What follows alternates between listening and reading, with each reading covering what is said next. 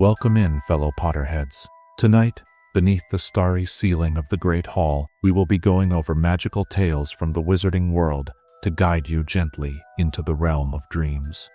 Before we disappear behind the veil of dreams, take a moment to cast your support spell, tap the like button, and join our magical community by subscribing. Also, I'm curious what time it is in your corner of the wizarding world. Whether you're watching from California, Hogsmeade, or London, share your location in the comments below. Your participation will be greatly appreciated and helps our magical community grow stronger. Now, the time for incantations has passed. Dim your lights, find your most comfortable position, and prepare to be transported to the world of witchcraft and wizardry as we begin tonight's magical tales.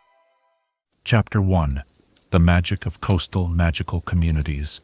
Long before the Ministry of Magic established its formal regulations, long before the International Statute of Secrecy reshaped how wizards interacted with the world, magical communities flourished along the coastlines of Britain and beyond.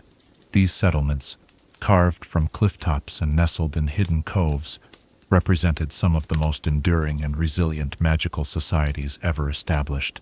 Tonight, we explore these remarkable coastal enclaves, where the rhythm of tides matched the pulse of ancient magic, and where generations of witches and wizards learned to harness both the power of the sea and the mysteries of spellcraft. Picture, if you will, the rugged coastline of Cornwall in the early medieval period. Here, where granite cliffs meet the endless expanse of the Atlantic, a small community of magical folk had carved their homes directly into the living rock.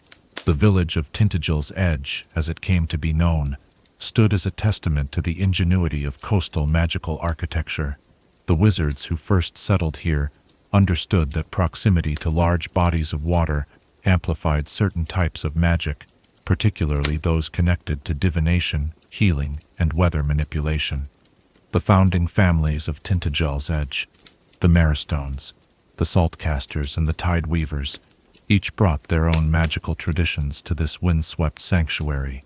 The Maristones were renowned for their ability to shape stone with nothing more than focused intention and carefully spoken incantations. Their homes, carved seamlessly into the cliff face, appeared to outside observers as nothing more than natural formations in the rock.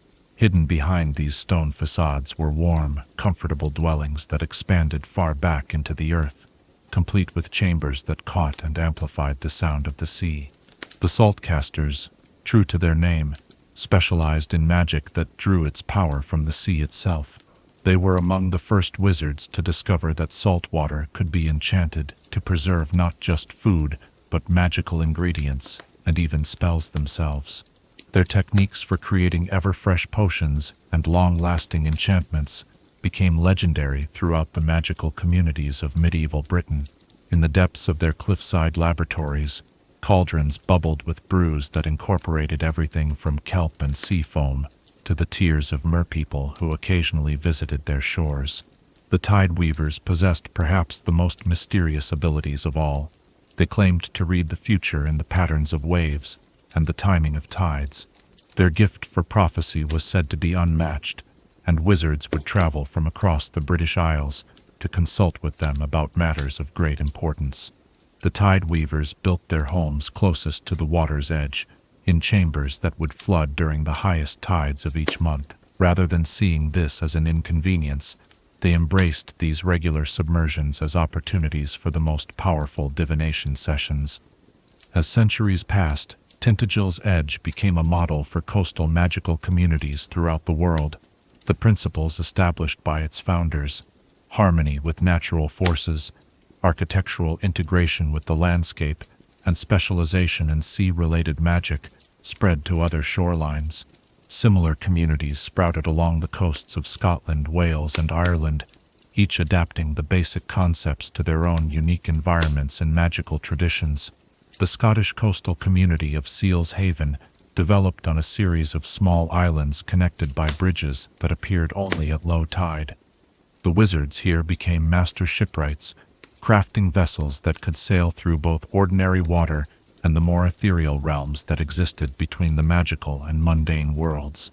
Their ships, carved from driftwood that had been aged by decades of exposure to salt spray and moonlight, could navigate not just the physical seas, but also the currents of magic itself. Welsh coastal wizards established the settlement of Marin's Rest in a natural harbor protected by towering sea stacks. These wizards developed an extraordinary partnership with the local populations of magical sea creatures. Dragons that made their homes in underwater caves would often surface to trade with the human inhabitants, exchanging rare minerals and deep-sea magical ingredients for crafted items and potions. The relationship between wizard and dragon in these coastal communities was far more collaborative than the often adversarial encounters recorded elsewhere in magical history. In Ireland, the community of Tír na Mara emerged on a peninsula that was said to exist partially in the mortal world and partially in the realm of the other world. The Irish coastal wizards became renowned for their ability to slip between these two realities, using the liminal nature of their shoreline home as a gateway to magical realms that remained inaccessible to land-dwelling wizards. Their magic often incorporated elements that seemed to exist in multiple dimensions simultaneously, creating spells and potions with effects that could manifest in both the physical and spiritual planes. The daily life of these coastal magical communities revolved around the rhythms of the sea. Wizards would rise before dawn to gather ingredients that were only available during certain tidal conditions. The lowest tides of each month revealed hidden pools where rare magical creatures made their homes, while the highest tides brought floating islands of enchanted seaweed that could be harvested for potion making. The communities developed elaborate calendars that tracked not just the phases of the moon and the changing of seasons, but also the complex patterns of magical tides that influenced the potency of their spellwork.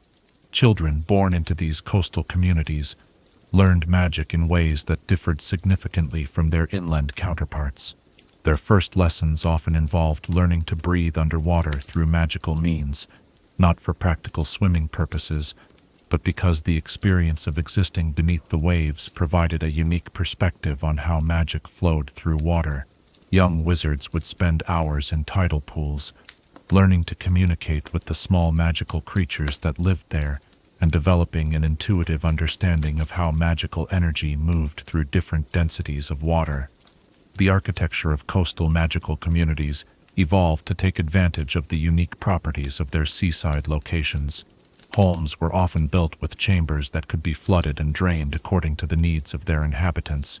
Some rooms served as underwater meditation spaces, while others functioned as laboratories where the pressure and salinity of seawater were essential components of complex magical processes. Windows were crafted from enchanted materials that remained transparent even when submerged, allowing residents to observe the underwater world from the comfort of their homes. The magical traditions that developed in these communities often incorporated elements that seemed contradictory to land-based wizards. Spells that required both fire and water, for instance, were common along the coasts, where wizards learned to kindle flames that could burn even beneath the waves. These underwater fires, fueled by magical rather than mundane means, became central to many coastal rituals and provided the heat necessary for brewing potions that required precise temperature control in an aquatic environment. Weather magic reached extraordinary levels of sophistication in coastal communities. Wizards learned not just to predict storms, but to communicate with them, sometimes negotiating safe passage for ships or redirecting dangerous weather away from vulnerable settlements. The most skilled weather workers could summon fog so thick that entire communities could disappear from the sight of passing Muggle ships, or create localized calm zones in the midst of raging tempests. The isolation of many coastal communities fostered the development of unique magical practices that might never have emerged in more connected inland settlements. Cut off from the mainstream of wizarding society, for months at a time during harsh winter seasons, these communities became laboratories for magical innovation.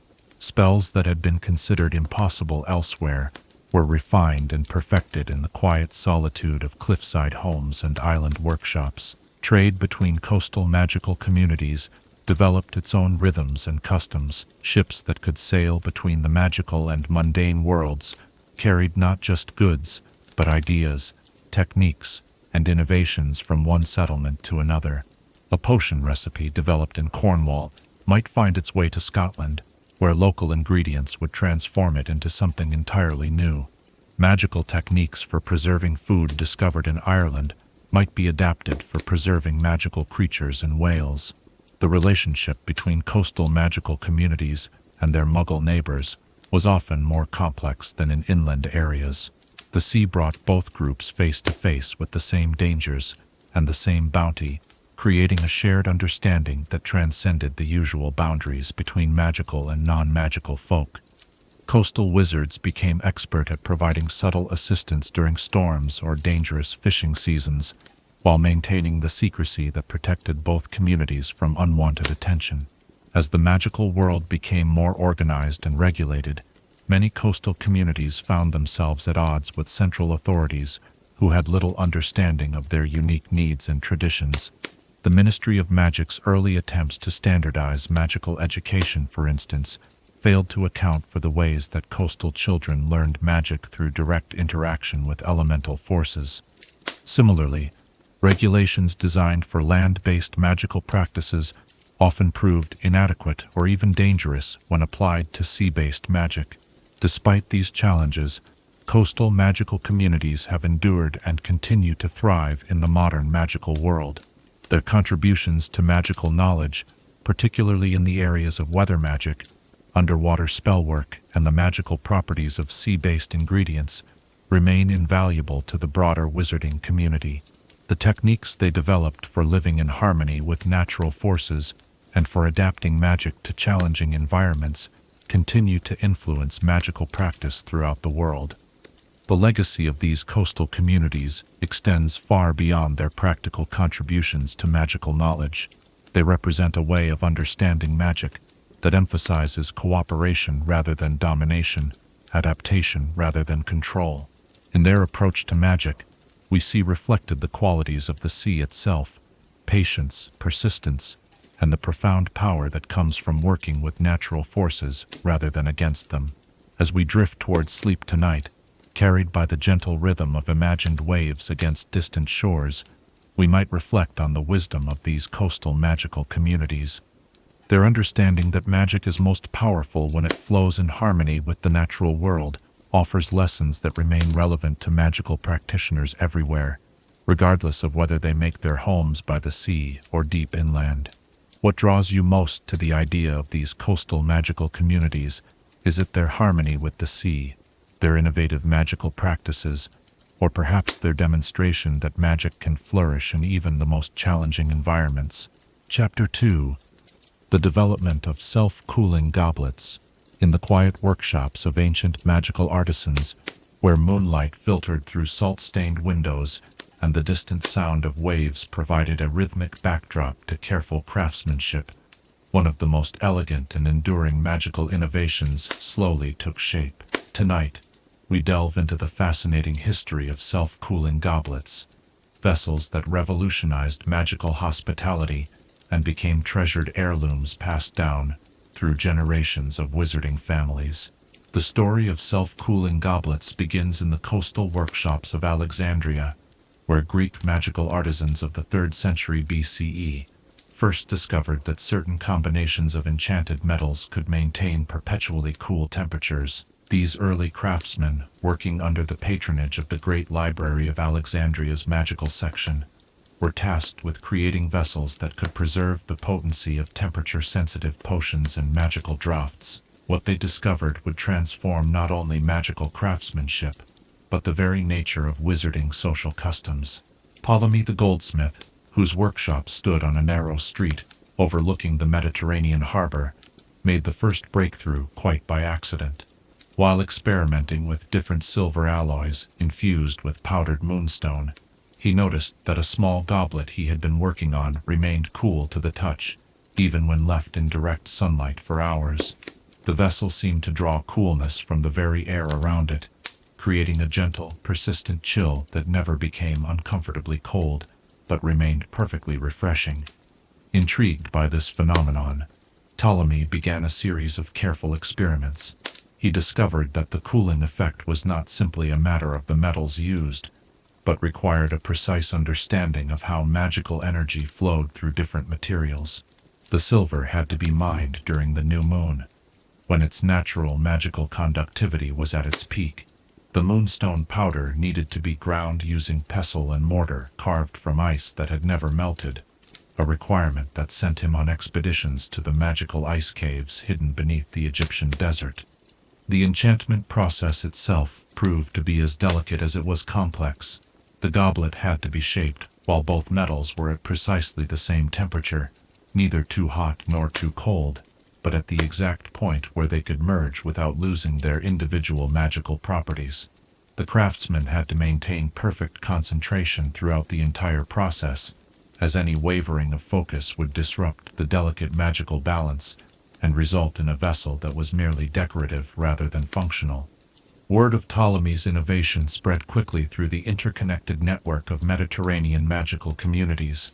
Merchants who dealt in magical goods recognized immediately that self-cooling goblets would be invaluable for transporting temperature-sensitive potions across long distances. Previously, such journeys had required complex preservation spells that had to be renewed regularly and were prone to failure in extreme weather conditions. The goblets found their first widespread use among the magical healers of the region. Many healing draughts were most effective when consumed at specific temperatures, and the self-cooling vessels allowed healers to ensure that their patients received medications at optimal potency. The goblets became particularly prized for fever-reducing potions, as the cool vessel itself provided additional comfort to patients suffering from magical maladies that caused excessive body heat. As the technique for creating self-cooling goblets spread beyond Alexandria, different magical cultures began to adapt the basic principles to their own traditions and available materials. Roman magical artisans discovered that adding small amounts of ground pearls from enchanted oysters could enhance the cooling effect, while also giving the finished goblets a subtle, lustrous sheen that made them highly sought after by wealthy wizarding families. In the workshops of Byzantium, craftsmen learned to incorporate threads of silver that had been blessed by water nymphs, creating goblets with cooling effects that could be adjusted by the user's will. These advanced versions allowed the drinker to make their beverage as refreshingly cool as desired, from barely chilled to almost freezing, simply by focusing their magical intention while holding the vessel. The Celtic magical communities of Britain and Ireland approached the creation of self-cooling goblets from an entirely different perspective. Rather than relying primarily on exotic materials, Celtic artisans discovered that goblets carved from certain types of enchanted wood could achieve similar cooling effects. They used heartwood from trees that had been struck by lightning during winter storms, believing that such wood retained a permanent connection to the cooling powers of winter itself. These wooden goblets, often decorated with intricate knotwork patterns that served both decorative and magical purposes, became central to Celtic hospitality customs. Guests were always offered their first drink in a self-cooling goblet as a sign of honor and welcome. The cooling effect was believed to not only refresh the body, but also to calm the spirit and promote clear thinking, making these vessels particularly appropriate for important discussions and negotiations. The Norse magical communities developed their own variation, using horn from magical creatures native to the far northern regions. These horns, when properly treated with ice giant magic and carved with runic inscriptions, could maintain temperatures cold enough to keep ale refreshing even during the brief but intense summers of the Arctic regions. The cooling runes had to be carved by artisans who had trained for years to understand the complex relationship between runic magic and temperature control. As trade routes expanded during the medieval period, self-cooling goblets became one of the most sought-after luxury items in magical commerce. A single, well-crafted goblet could command prices equivalent to several months' wages for an ordinary wizard, making them symbols of wealth and status within wizarding society. Wealthy families would commission sets of matching goblets for special occasions, each one crafted with slightly different cooling properties to accommodate different types of beverages and personal preferences. The most prestigious goblets were those that incorporated multiple magical traditions in their creation. A goblet that combined Alexandrian silver work with Byzantine pearl inlays, Celtic runic inscriptions, and Roman blessing rituals represented the pinnacle of magical craftsmanship. Such pieces were often created as diplomatic gifts between magical communities, serving as symbols of friendship and cooperation between different cultures. The enchantment process for these complex could take months to complete. Each element had to be prepared according to its own traditional methods, then carefully integrated with the others in a process that required the collaboration of master craftsmen from different magical traditions. The final enchantment ritual often involved practitioners from all the contributing cultures, working together to weave their individual magical techniques into a single, harmonious whole. During the Renaissance, magical artisans began to experiment with even more sophisticated cooling enchantments.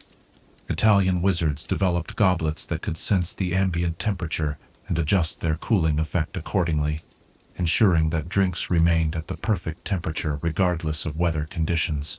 These adaptive goblets were particularly popular in regions with extreme seasonal temperature variations.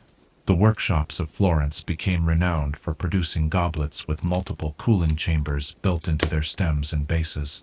These complex vessels could simultaneously cool different beverages to different temperatures, allowing a single goblet to serve both wine and water at their respective optimal drinking temperatures.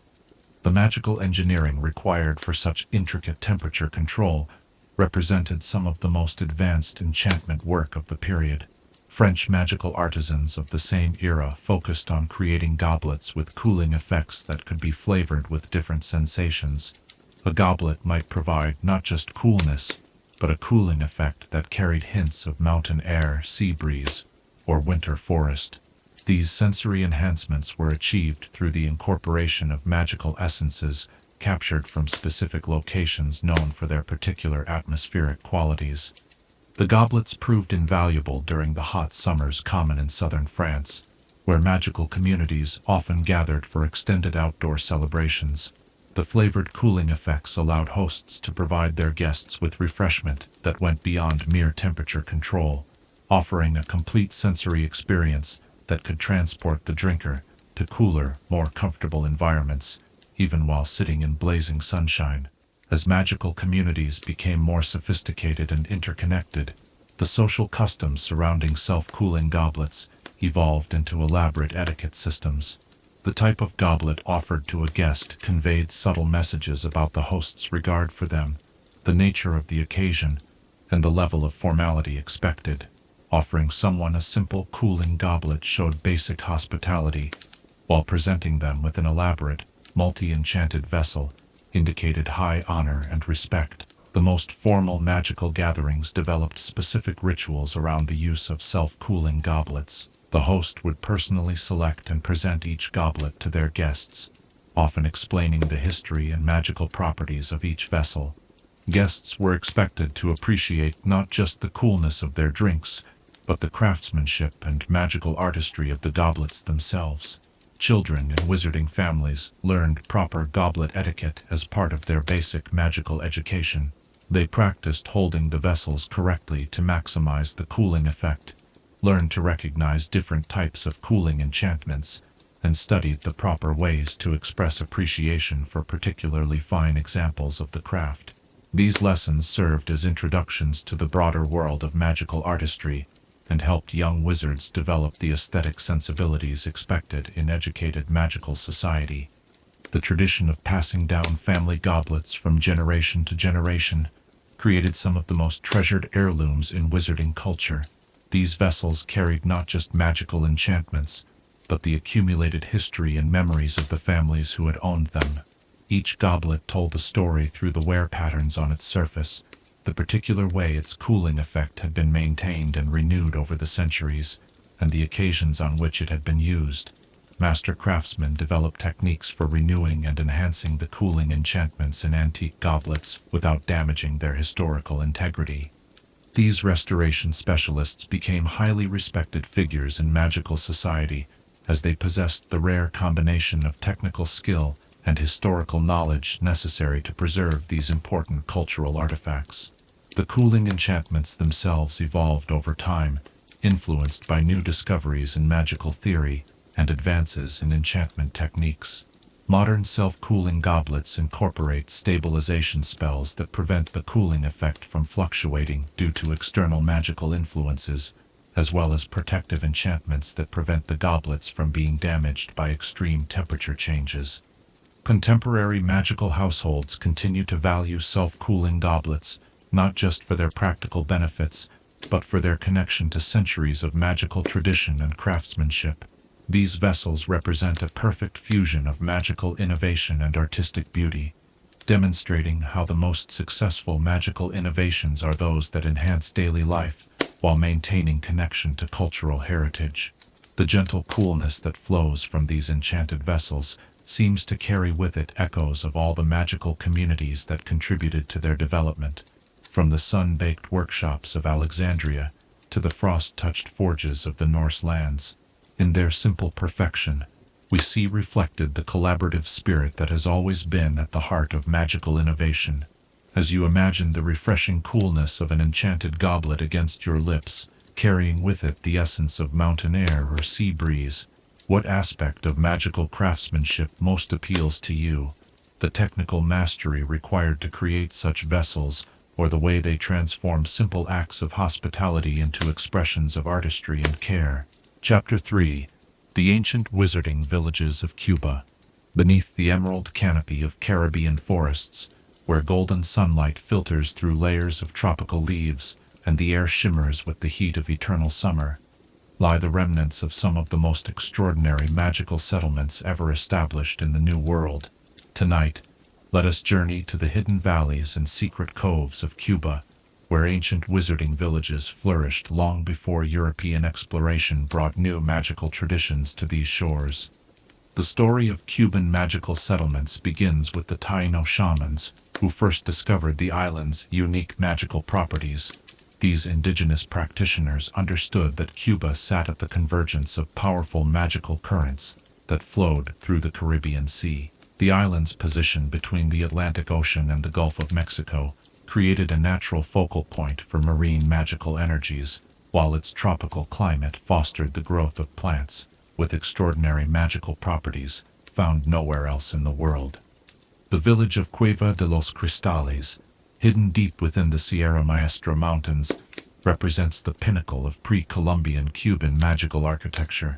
Built around a natural cave system filled with luminescent crystals that pulsed with their own inner light, this settlement housed nearly 300 magical practitioners at its height. The Taino wizards who established this community understood that the crystals were more than mere stones. They were living repositories of magical energy that could amplify and focus spellwork in ways that mainland magical communities had never imagined. The village's unique architecture reflected this understanding. Homes were carved directly into the cave walls, with living spaces that extended both inward into the mountain and outward onto carved terraces that overlooked the tropical valleys below. The crystal formations were incorporated into every aspect of daily life, from cooking hearths that used crystal-focused heat to ceremonial chambers where the stone's natural luminescence created an ethereal atmosphere for ritual work. The magical practices developed in Cueva de los Cristales centered around the concept of harmony between human intention and natural energy. The Taino wizards believed that magic was most powerful when it flowed in rhythm with the natural cycles of the earth, sea, and sky. Their spellwork incorporated the timing of tides, the phases of the moon, and the seasonal patterns of tropical weather, creating a magical tradition that was deeply rooted in environmental awareness and respect for natural forces. The village's healers became renowned throughout the Caribbean for their ability to cure diseases that baffled practitioners from other magical traditions. They developed healing techniques that combined traditional herbalism with crystal-enhanced energy work, using the cave's natural amplification properties to channel healing magic with unprecedented precision and power. Patients would travel from across the Caribbean islands to seek treatment in the crystal-lit healing chambers of Cueva de los Cristales. When Spanish conquistadors arrived in Cuba in the early 16th century, they brought with them a different magical tradition, one that emphasized control and dominance over natural forces rather than harmony with them. However, the Spanish magical practitioners who settled in Cuba quickly discovered that their European techniques were often inadequate for dealing with the unique magical conditions of the tropical environment. The coastal village of Bahia Encantada emerged during this period of cultural convergence. Built in a sheltered bay, where a freshwater river met the Caribbean Sea, this settlement became a meeting place, where Spanish and Taino magical traditions gradually blended into something entirely new. The Spanish wizards contributed their knowledge of protective enchantments and defensive magic, while the Taino practitioners shared their understanding of tropical magical ecology and crystal-focused spellwork. The architecture of Bahia Encantada reflected this cultural fusion. Spanish-style courtyard houses were built around Taino ceremonial plazas, creating spaces that could accommodate both European social customs and indigenous ritual practices. The buildings themselves incorporated both Spanish enchantment techniques and Taino crystal focusing methods, resulting in structures that were remarkably resistant to both hurricanes and magical attacks. The village's unique position at the meeting point of river and sea made it an ideal location for developing new forms of water magic. The Spanish practitioners learned to combine their knowledge of maritime enchantments with Taino understanding of freshwater magic, creating spells that could control both salt and fresh water with equal facility. These innovations proved invaluable for protecting the settlement from the fierce tropical storms that regularly swept across the Caribbean. The magical marketplace of Bahia Encantada became a center of trade, not just for Cuba but for the entire Caribbean region. Merchants from across the islands would come to exchange not only goods but magical knowledge, creating a vibrant cultural exchange that enriched all the participating communities. The village's success as a trading center was due in large part to its development of preservation enchantments, specifically designed for tropical climates, allowing perishable magical ingredients to be stored and transported without spoilage. Deep in the heart of Cuba's tobacco-growing region, the village of Val de los Humos developed around a completely different set of magical principles. The Spanish settlers who established this community discovered that the rich volcanic soil of the region was ideal, not just for growing tobacco, but for cultivating magical plants that required specific mineral compositions to reach their full potency. The village became famous throughout the magical world for its production of rare potion ingredients and magical smoking mixtures. The wizards of Val de los Humos developed sophisticated techniques for enhancing the magical properties of plants through careful soil preparation and atmospheric manipulation. They discovered that certain combinations of volcanic ash, sea salt, and crushed crystals could create growing conditions that produced plants with magical properties far exceeding those found in their natural habitats. The village's greenhouses, magically climate-controlled to maintain perfect growing conditions year-round, became laboratories for botanical innovation. The smoking rituals developed in Val de los Humos incorporated both Spanish and Taino traditions, creating ceremonial practices that used specially prepared tobacco and other magical plants to induce prophetic visions and enhance spellcasting abilities. These rituals were performed in circular chambers built around central fire pits, where the smoke from magical plants would rise through crystal-lined chimneys that filtered and concentrated the psychoactive properties of the burning herbs. The village's magical tobacco became so highly prized that it was exported throughout the Caribbean and eventually to European magical communities. The specific combination of soil, climate, and magical enhancement techniques used in Val de los Humos could not be replicated elsewhere, making the village's products unique in the magical world. The wealth generated by this trade allowed the community to fund extensive magical research and to attract scholars and practitioners from across the globe. In the mountains of eastern Cuba, the village of Pico de los Vientos emerged around a series of natural wind caves that created unique atmospheric conditions ideal for aerial magic. The Spanish wizards who discovered these caves recognized their potential for developing new forms of weather magic and flight enchantments. the village became a center for magical research into the nature of wind and storm, attracting practitioners who specialized in atmospheric manipulation. The unique architecture of Pico de los Vientos took advantage of the natural wind patterns that flowed through the mountain caves. Buildings were designed with wind channeling features that could either harness or redirect the natural air currents, allowing residents to use wind power for everything from grain milling to powering magical devices. The village's workshops became renowned for producing enchanted weather vanes and wind-powered magical instruments. The village's weather workers developed the ability to predict and influence tropical storms with remarkable accuracy. They created early warning systems that protected not just their own community, but other settlements throughout the region. Their storm-calming rituals, performed from platforms built high on the mountain peaks, could dissipate dangerous hurricanes or redirect them away from populated areas. The magical practices of Pico de los Vientos incorporated indigenous understanding of bird flight and migration patterns with European knowledge of atmospheric magic.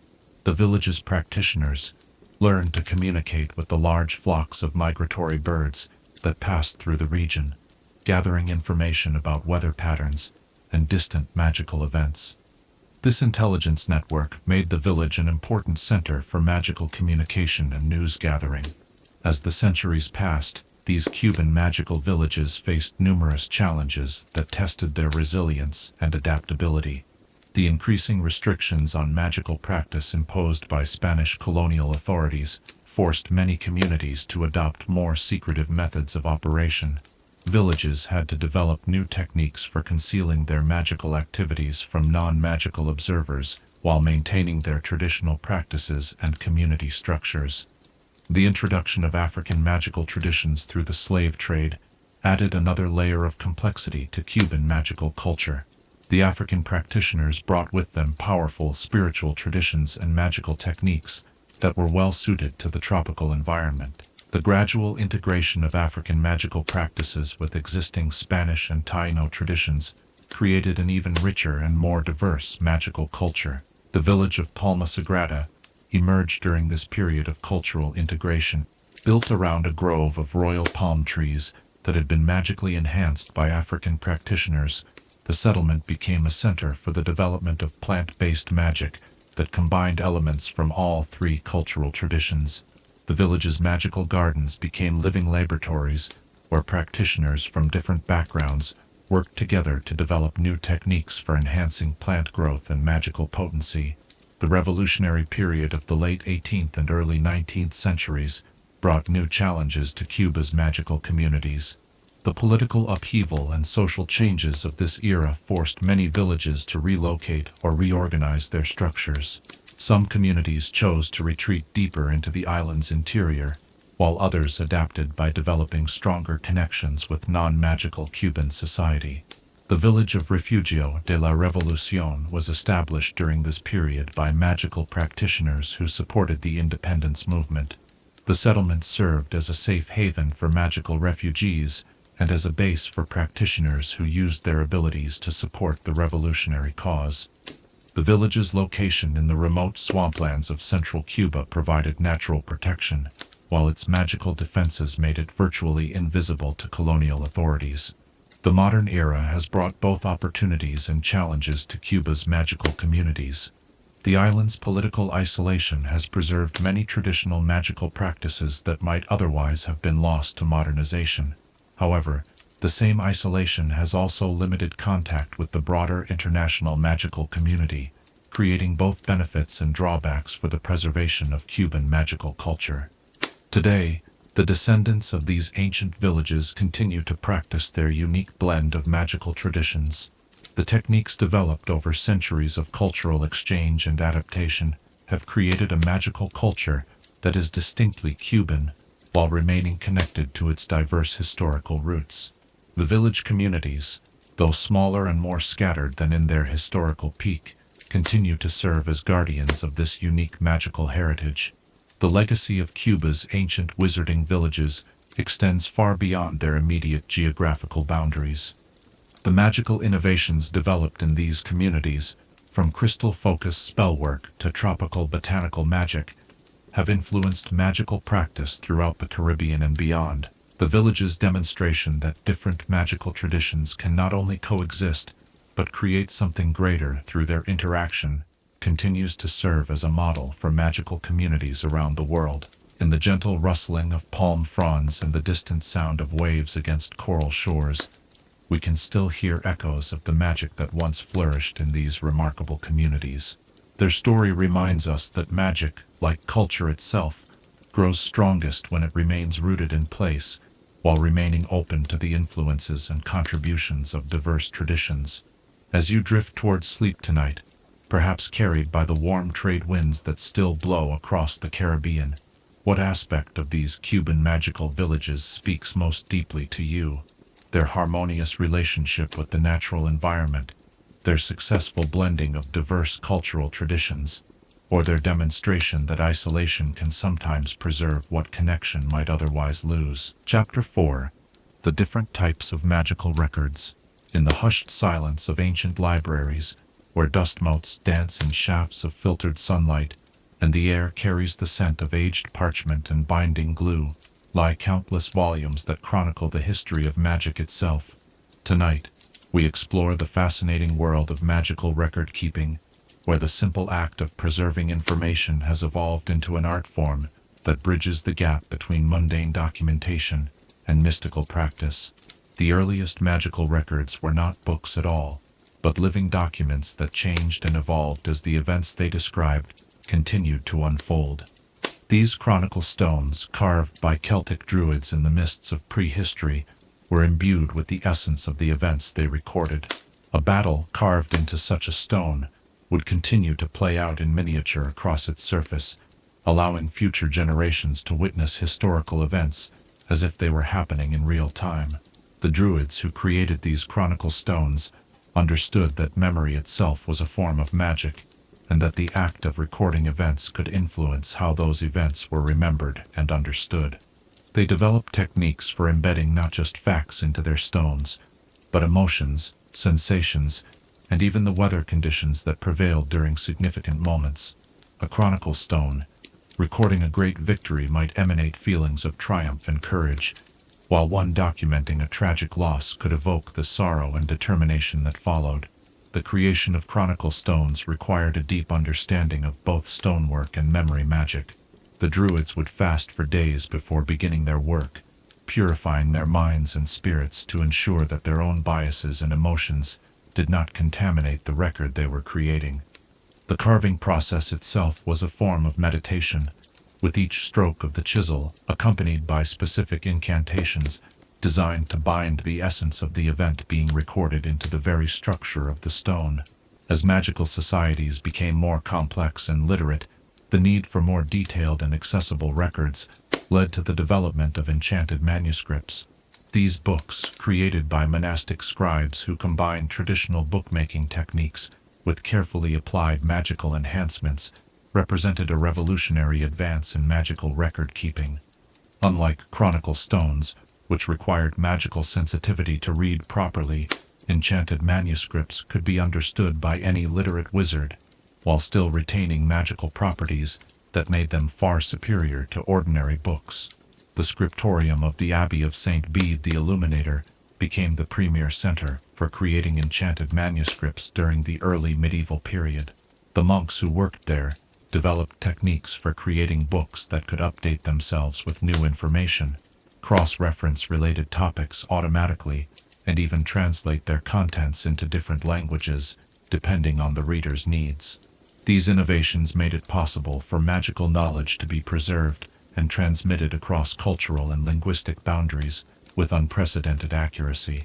The most sophisticated enchanted manuscripts incorporated multiple layers of magical protection and enhancement. The parchment itself was treated with preservation spells that prevented decay and made it resistant to fire, water, and other forms of damage. The inks used for writing were infused with essence of various magical creatures, giving the text properties that reflected the nature of the creatures involved. Dragon blood ink, for instance, made text virtually indestructible, and caused important passages to glow when the reader needed to find specific information quickly. The binding of enchanted manuscripts was an art form in itself. Master bookbinders developed techniques for creating covers that could expand or contract to accommodate additional pages, while maintaining the magical integrity of the book's contents. Some bindings incorporated living materials, such as leather from magical creatures that continued to grow and adapt even after the creature's death, creating books that could literally grow to contain new knowledge as it was discovered. Memory crystals represented another approach to magical record-keeping, one that originated in the crystal caves of the Himalayas. These devices could store not just written information, but complete sensory experiences, including sights, sounds, smells, and even magical sensations. A memory crystal recording of a potion brewing session would allow future students to experience not just the steps involved, but the way the cauldron felt in their hands, the sound of ingredients bubbling, and the magical energies that flowed through the brewing process. The creation of memory crystals required a combination of crystal growing expertise and advanced mind magic. The crystals themselves had to be grown under specific magical conditions, with their structure carefully controlled to create the complex internal patterns necessary for storing different types of information. The recording process involved a form of magical meditation that allowed the practitioner to transfer their experiences directly into the crystal's structure, creating a permanent record that could be accessed by touching the crystal while in a receptive mental state. Different types of crystals were used for different purposes. Clear quartz crystals were ideal for storing factual information and technical procedures, while amethyst crystals were better suited for recording emotional experiences and artistic impressions. Rose quartz was used for storing healing knowledge and nurturing experiences, while obsidian crystals were employed for recording dangerous or traumatic events that needed to be preserved, but handled with extreme caution. The tradition of tapestry chronicles developed among the magical communities of medieval Europe as a way of combining artistic expression with historical documentation. These massive woven works could tell the story of entire dynasties or magical communities, with threads that had been imbued with magical properties to make the images move and change as the viewer watched. A tapestry chronicle of a great wizard's life might show him aging from youth to old age as one watched, with scenes from his various adventures playing out in sequential panels. The creation of tapestry chronicles required the collaboration of master weavers, magical artists, and historians. The threads used in these works were often spun from the hair or fur of magical creatures, giving them inherent magical properties that could be enhanced through careful preparation and enchantment. The weaving process itself was a form of spell casting, with the pattern of the weave serving as a magical formula that brought the images to life. The most ambitious tapestry chronicles incorporated multiple viewing modes. A tapestry might show different aspects of the same historical events, depending on the viewer's perspective or the questions they brought to their viewing. A chronicle of a great magical war might show the strategic overview to a military commander, while revealing the personal stories of individual participants to someone interested in human drama. Scroll tubes of infinite capacity represented one of the most practical innovations in magical record-keeping. These deceptively simple-looking containers could hold vastly more information than their physical size would suggest, thanks to spatial expansion charms that created internal dimensions far larger than the external ones. A scroll tube the size of a wand might contain enough documentation to fill an entire library, all of it accessible through simple vocal commands or mental queries. The development of infinite-capacity scroll tubes required breakthroughs in both spatial magic and information organization. The internal space of each tube was organized according to complex magical principles that allowed information to be stored in multiple dimensions simultaneously. A single document might exist in several different organizational systems at once, making it accessible through various different search methods, depending on what the researcher was looking for. The most advanced scroll tubes incorporated artificial intelligence elements that could actively assist researchers in finding relevant information. These helpful spirits, bound into the magical structure of the tubes, could answer questions, suggest related materials, and even identify connections between different documents that might not be immediately obvious to human researchers. The spirits were created through a combination of enchantment techniques and captured essence from various knowledge-loving magical creatures. Portrait records represented a unique form of magical documentation that combined visual representation with interactive elements. These enchanted paintings could not only show historical figures as they appeared in life, but could actually converse with viewers, sharing memories and insights based on the personality and knowledge that had been captured during the painting process. The most sophisticated portrait records were virtually indistinguishable from the actual people they represented, maintaining their subjects' personalities, speech patterns, and areas of expertise.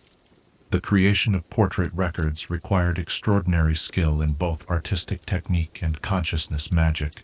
The artist had to capture not just the physical appearance of their subject, but essential elements of their personality and knowledge. This process typically involved extended sessions during which the subject would share their memories and experiences while the artist worked, allowing the magical portrait to absorb these elements along with the visual representation. The magical portraits that lined the halls of Hogwarts represent some of the finest examples of portrait record technology. These images serve not just as decoration, but as an active historical archive that can provide first-hand accounts of events spanning centuries. The portraits can communicate with each other and with living observers, creating a network of historical consciousness that preserves institutional memory in ways that no other form of record-keeping could match. Thought webs emerged as a revolutionary form of magical record-keeping during the Renaissance, when magical scholars began experimenting with ways to capture and preserve the actual thought processes involved in magical discovery and innovation. These intricate magical constructs could record not just the conclusions reached by great magical thinkers, but the reasoning processes, false starts, and moments of inspiration that led to their breakthroughs. The creation of thought webs required practitioners to develop extraordinary mental discipline and self-awareness. The process involved maintaining conscious awareness of one's own thinking processes while working on complex magical problems, then carefully transferring these mental patterns into specially prepared magical matrices. The resulting records allowed future scholars to literally follow in the footsteps of great magical minds, experiencing the same intellectual journey that led to important discoveries. The most sophisticated thought webs could be experienced by multiple researchers simultaneously, creating shared intellectual experiences that accelerated collaborative research. Teams of magical scholars could enter a thought web together, pooling their mental resources to tackle problems that would be impossible for any individual researcher to solve alone. Emotional resonance libraries developed as a way of preserving the human elements of magical history that were often lost in more traditional forms of record-keeping. These collections focused on capturing and preserving the feelings, motivations, and personal experiences that shaped historical events. A resonance library entry about a great magical duel might include not just the technical details of the spells used, but the fear, determination, and grief that the participants experienced during the conflict. The creation of emotional resonance records required empathic magical practitioners who could accurately perceive and capture the emotional states of their subjects. The recording process was often as therapeutic as it was archival, allowing participants to process difficult experiences while ensuring that the emotional truth of those experiences would be preserved for future generations. Modern magical record-keeping has evolved to incorporate elements from all these traditional approaches, while adding new innovations made possible by advances in magical theory and practice.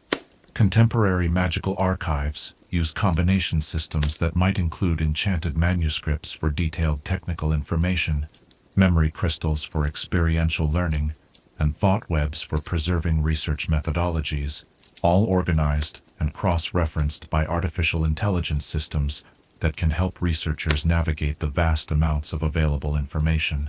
The challenge facing modern magical archivists is not just preserving information, but making it accessible and meaningful to future generations who may have very different approaches to understanding and using magic. The most successful contemporary archives focus on creating records that can adapt to changing needs and perspectives, while maintaining the integrity and authenticity of the original information. The quiet dedication of magical record keepers throughout history has ensured that the wisdom, experiences, and discoveries of countless generations remain available to those who seek to build upon their work. In libraries and archives around the magical world, these diverse forms of documentation continue to serve as bridges between past and future, allowing knowledge to flow across the centuries with undiminished power and relevance. As you settle into the peaceful quiet of evening, surrounded by the gentle presence of books and knowledge, what form of magical record-keeping appeals most to your imagination? The living history of chronicle stones, the interactive wisdom of magical portraits, or perhaps the collaborative possibilities of thought webs that allow minds to meet across the barriers of time and space. Chapter 5. The Wizarding Understanding of Magic and Mercy. In the gentle twilight hours when the day's harsh edges soften into contemplative shadows, and the weight of difficult choices settles upon the conscience like morning dew, we turn our attention to one of the most profound aspects of magical philosophy, the intricate relationship between power and compassion. Tonight, we explore how wizarding communities throughout history have grappled with questions of mercy, forgiveness, and the moral responsibilities that accompany magical ability. The concept of magical mercy first emerged in the healing traditions of ancient Egypt, where priest-healers understood that true healing required not just the mending of physical wounds, but the restoration of spiritual harmony between the healer, the patient, and the cosmic forces that governed life and death. These early practitioners developed the fundamental principle that would echo through centuries of magical philosophy, that power without compassion becomes destruction, while compassion without power remains merely intention. In the temple complexes of Thebes, where golden sunlight filtered through columns carved with hieroglyphs that seemed to shift and change as shadows moved across them, the priest-healers practiced what they called the magic of restoration. This approach to spellcasting emphasized healing, not just the immediate symptoms of disease or injury, but addressing the underlying imbalances that had allowed illness to take hold in the first place. The healers understood that mercy was not weakness, but the highest expression of magical strength, the ability to choose healing over harm when both options lay within one's power. The Egyptian understanding of magical mercy extended beyond individual healing to encompass broader concepts of justice and social harmony. The priest-healers developed elaborate rituals for resolving conflicts between individuals and communities, using magic not to punish wrongdoing but to restore the balance that had been disrupted by harmful actions. These restoration ceremonies often involved all parties in a community, recognizing that true healing required the participation of everyone affected by the original harm. The magical traditions of ancient Greece approached mercy from a philosophical perspective, with schools of magical thought that examined the relationship between power, wisdom, and ethical behavior. The Academy of Magical Arts in Athens became a center for developing theories about the moral use of magic, where students learned not just how to cast spells, but when and why they should choose to do so, or perhaps more importantly, when they should choose restraint instead of action. Greek magical philosophers developed the concept of proportionate response, the idea that magical interventions should match the scale and nature of the problems they addressed. A minor disagreement between neighbors might be resolved with gentle persuasion magic, while a serious threat to community safety might require more forceful magical intervention. The key principle was that the level of magical force used should never exceed what was necessary to restore harmony and prevent further harm. The Academy's most influential teacher, Aristoteles the Wise, developed what became known as the merciful magic doctrine, which held that the most powerful wizards were those who could achieve their goals while causing the least possible harm to others. His students learned to evaluate their magical choices not just based on effectiveness, but on their broader consequences for all the individuals and communities that might be affected by their actions. Celtic magical traditions brought a different perspective to the understanding of mercy, one that emphasized the interconnectedness of all living things, and the responsibility that came with the ability to influence the natural world through magic. Celtic Druids developed practices based on the principle that every magical action created ripples that extended far beyond the immediate target, and that wise practitioners needed to consider these broader effects when making decisions about how to use their abilities. The sacred groves where Celtic Druids gathered for their most important ceremonies were places where mercy and justice intertwined, like the branches of ancient oak trees. These practitioners developed ritual processes for addressing wrongdoing that focused on understanding the root causes of harmful behavior and finding ways to redirect destructive impulses toward positive purposes. Rather than simply punishing those who had caused harm, the Druids sought to heal the wounds that had led to harmful actions in the first place. Celtic magical mercy often took the form of what they called transformative consequences, magical interventions that allowed wrongdoers to experience the effects of their actions from the perspective of those they had harmed. A wizard who had used magic to steal from others might find themselves experiencing the desperation and hunger that had driven their victims to need what was stolen. This experiential learning was designed not to cause suffering for its own sake, but to create understanding that could lead to genuine remorse and positive change. The Christian magical traditions that emerged during the medieval period brought new dimensions to the understanding of magical mercy, incorporating concepts of forgiveness, redemption, and the possibility of spiritual transformation, even for those who had committed serious wrongdoing. Monastic magical communities developed practices that emphasized healing and restoration over punishment, believing that magic should be used to bring souls closer to divine grace, rather than to impose human judgments. The Abbey of St. Merciful Heart became renowned throughout medieval Europe for its innovative approaches to magical healing that addressed not just physical ailments but spiritual wounds. The monks who worked there developed techniques for using magic to help individuals process guilt, shame, and trauma in ways that promoted genuine healing rather than simply masking emotional pain. Their work demonstrated that mercy was not passive acceptance of wrongdoing, but active engagement in the difficult work of transformation and healing. The Abbey's most celebrated practitioner, Brother Thomas the Compassionate, developed what became known as the healing circle method for addressing conflicts within magical communities. This approach brought together all parties affected by harmful actions, victims, perpetrators, and community members, in a magically protected space where truth could be spoken safely and healing could begin for everyone involved. The magic used in these circles was designed to promote understanding and empathy, rather than to coerce or manipulate, allowing genuine reconciliation to emerge from honest communication. The Islamic magical traditions of medieval Spain and North Africa contributed their own perspectives on magical mercy, emphasizing the importance of using magical abilities in service to the greater good, rather than for personal gain or revenge. The magical scholars of Cordoba developed sophisticated ethical frameworks for evaluating magical choices, with detailed discussions of when mercy should take precedence over justice and when firm action was necessary to prevent greater harm. These Islamic magical philosophers were particularly interested in the temporal aspects of mercy, understanding how acts of compassion in the present could prevent future conflicts and suffering. They developed magical techniques for what they called preventive healing, interventions designed to address problems before they grew into larger conflicts that would require more dramatic and potentially harmful solutions. The Great Library of Magical Ethics in Granada contained thousands of case studies examining specific situations where magical practitioners had to choose between different courses of action, analyzing the outcomes to develop principles that could guide future decision-making.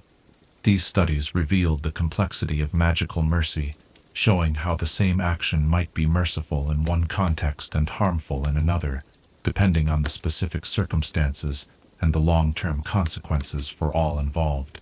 Renaissance magical humanism brought new attention to the individual dignity and worth of all people, magical and non-magical alike.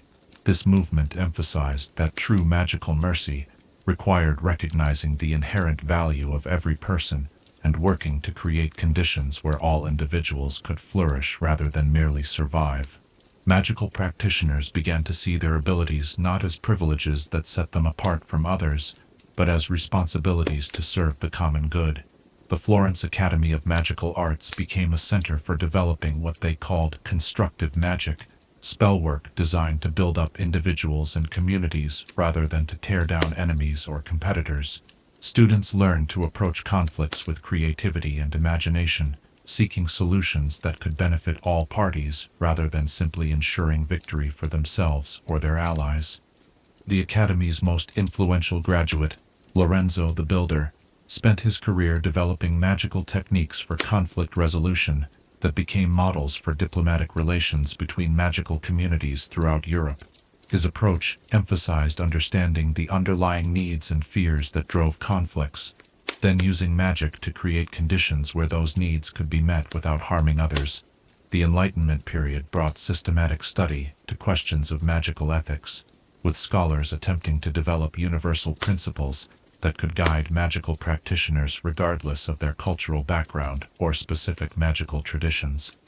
These efforts led to the development of what became known as the Universal Principles of Magical Mercy, a set of guidelines that emphasized the importance of minimizing harm while maximizing benefit for all those affected by magical actions. The principles emphasized that magical mercy was not simply about avoiding the use of harmful magic, but about actively seeking ways to use magical abilities to promote healing, understanding, and positive change. Practitioners were encouraged to think beyond immediate problems to consider how their magical choices might contribute to long-term peace and prosperity for their communities. The colonial period presented new challenges for understanding magical mercy, as practitioners from different cultural traditions encountered each other in contexts marked by power imbalances and cultural misunderstanding. Some magical communities used their abilities to resist oppression and protect vulnerable populations, while others struggled with the ethical implications of using magic to maintain systems that caused suffering for others. The magical communities that emerged from these encounters often developed innovative approaches to mercy that combined elements from multiple traditions while addressing the specific challenges of their multicultural contexts. These hybrid approaches demonstrated that magical mercy was not a fixed concept, but something that needed to be continually redefined and renewed as communities faced new challenges and opportunities. The modern understanding of magical mercy continues to evolve as wizarding communities grapple with contemporary challenges such as the relationship between magical and non-magical societies, the environmental consequences of magical practice, and the responsibilities that come with increasingly powerful magical technologies. Contemporary magical ethicists emphasize that mercy requires not just good intentions, but careful attention to the actual consequences of magical actions and ongoing commitment to learning from both successes and failures. Modern magical communities have developed institutional structures designed to support merciful decision-making, including ethics committees that help practitioners think through difficult choices, mediation services that help resolve conflicts without resorting to harmful magic, and restorative justice programs that focus on healing rather than punishment when magical abilities have been misused.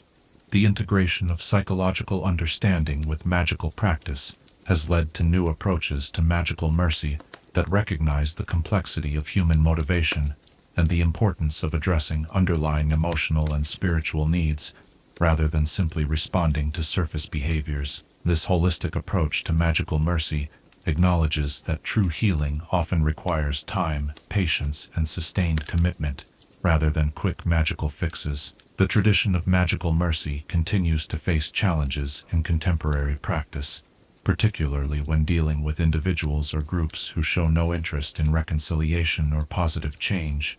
Modern practitioners must balance their commitment to compassion with their responsibility to protect innocent people from harm, leading to ongoing debates about when forceful magical intervention becomes necessary and how to maintain merciful intentions even when taking firm action. The wisdom accumulated over centuries of magical practice suggests that mercy is not a simple matter of being kind or gentle, but requires the highest levels of magical skill, emotional maturity, and spiritual development.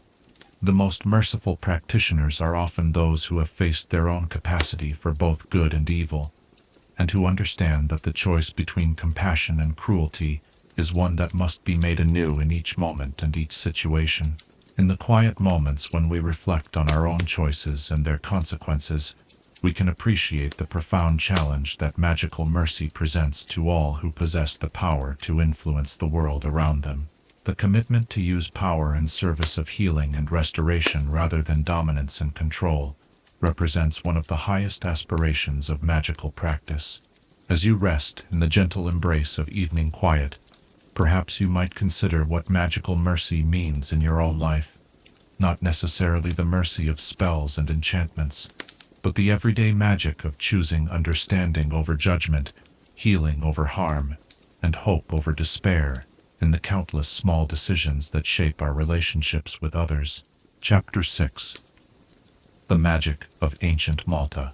Beneath the Mediterranean sun, where limestone cliffs rise like ancient altars from azure waters, and the air shimmers with heat that seems to carry whispers from distant ages, lies an island whose magical significance far exceeds its modest size.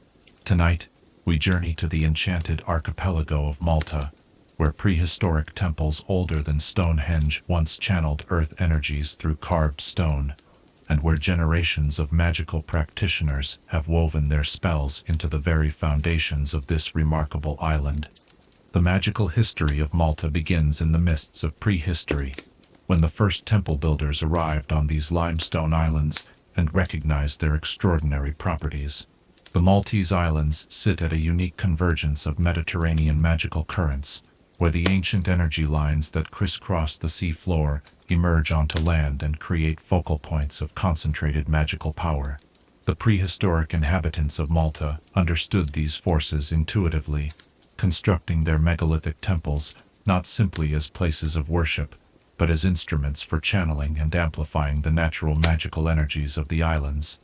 The temple complex of Ayar Kim, perched on a windswept cliff overlooking the southern coast, exemplifies the sophisticated understanding of magical architecture possessed by Malta's ancient builders.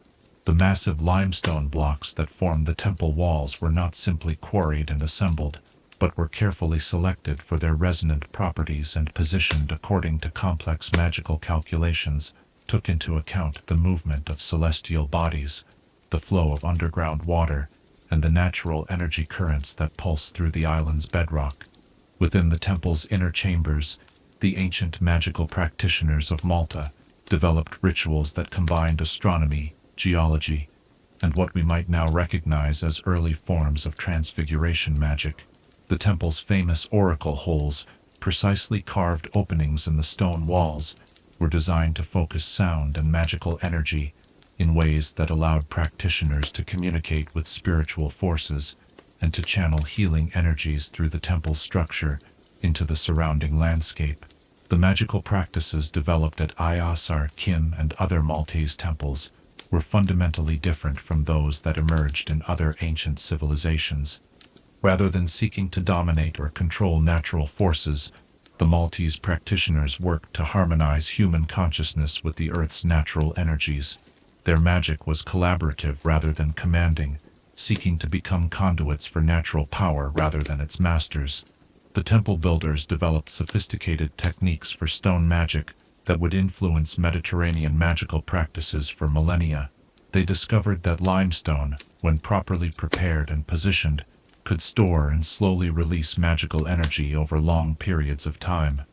The walls of their temples were not simply structural elements, but massive magical batteries that accumulated power during celestial alignments and ritual activities, then gradually released that energy to maintain protective and healing influences over the surrounding area. The hypogeum of Il Saflieni represents perhaps the most extraordinary achievement of ancient Maltese magic. This underground temple complex, carved entirely from living rock, was designed as a three-dimensional mandala that channeled earth energies through its chambers and corridors. The acoustic properties of the hypogeum were so precisely calculated that certain chambers could amplify whispered voices to audible levels throughout the entire complex, while other chambers could absorb sound so completely that speech became impossible. The magical practitioners who worked in the hypogeum developed what may have been the world's first systematic approach to healing magic based on sound and resonance. They understood that different chambers within the complex resonated at specific frequencies that could influence different aspects of human health and consciousness. Patients with physical ailments might be brought to chambers that resonated at frequencies that promoted cellular healing, while those suffering from spiritual distress might be taken to chambers whose acoustic properties induced meditative states that facilitated emotional and psychological healing. The decline of Malta's prehistoric temple culture remains one of the great mysteries of Mediterranean archaeology and magical history. The sophisticated magical practices that had flourished for over 1,000 years seem to have ended abruptly, leaving behind only the empty temples and the lingering traces of power that still pulse through their ancient stones. Some magical historians suggest that the temple builders achieved their ultimate goal, a complete harmonization with natural forces that transcended the need for physical existence, while others propose that external threats forced the magical community to disperse to other Mediterranean islands, where their traditions could be preserved in secret.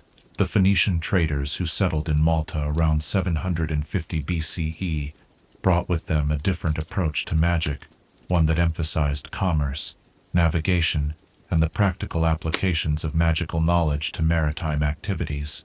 The Phoenicians were among the ancient world's most skilled magical navigators, using combinations of astronomical observation, weather magic, and divination to guide their ships safely across the often treacherous waters of the Mediterranean.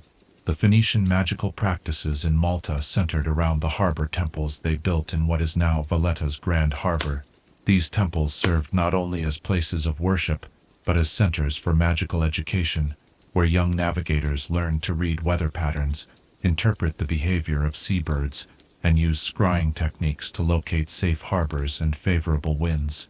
The most skilled Phoenician navigators could reportedly summon helpful winds or calm dangerous storms through careful ritual work, performed both on land and at sea.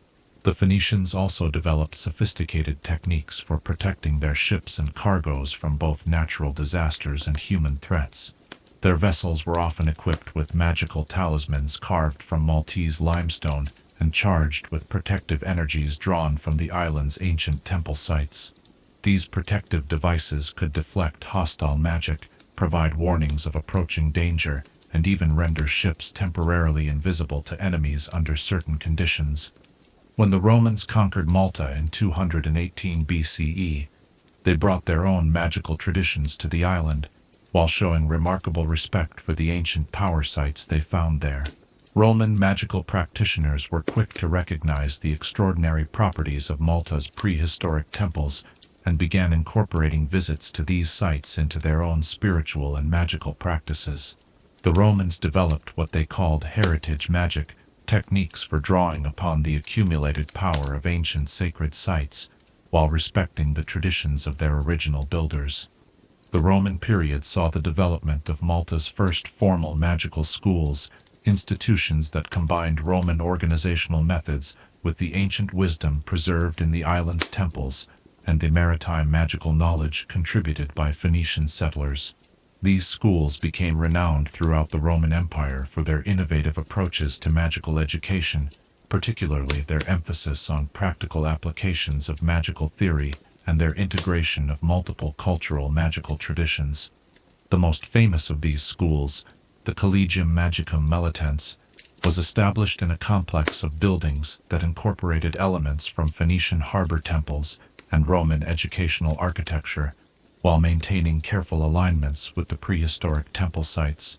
Students at the Collegium learned not only the standard Roman magical curriculum, but also specialized techniques for working with Malta's unique earth energies and for adapting magical practices to maritime environments. The arrival of Christianity in Malta during the 1st century CE created new challenges and opportunities for the island's magical community. The early Christian communities in Malta, unlike their counterparts in many other parts of the Roman Empire, showed remarkable tolerance for traditional magical practices. perhaps because they recognized that Malta's ancient temples had always emphasized healing, protection, and harmony, rather than practices that might be seen as threatening to Christian beliefs. The blending of Christian and traditional magical practices in Malta produced unique hybrid traditions that continued to flourish well into the medieval period. Christian magical practitioners learned to work with the island's ancient earth energies, while incorporating Christian prayers and symbols into their rituals. The result was a distinctive form of magical practice that combined the power-focusing techniques of the ancient temples with the spiritual framework of Christian mysticism.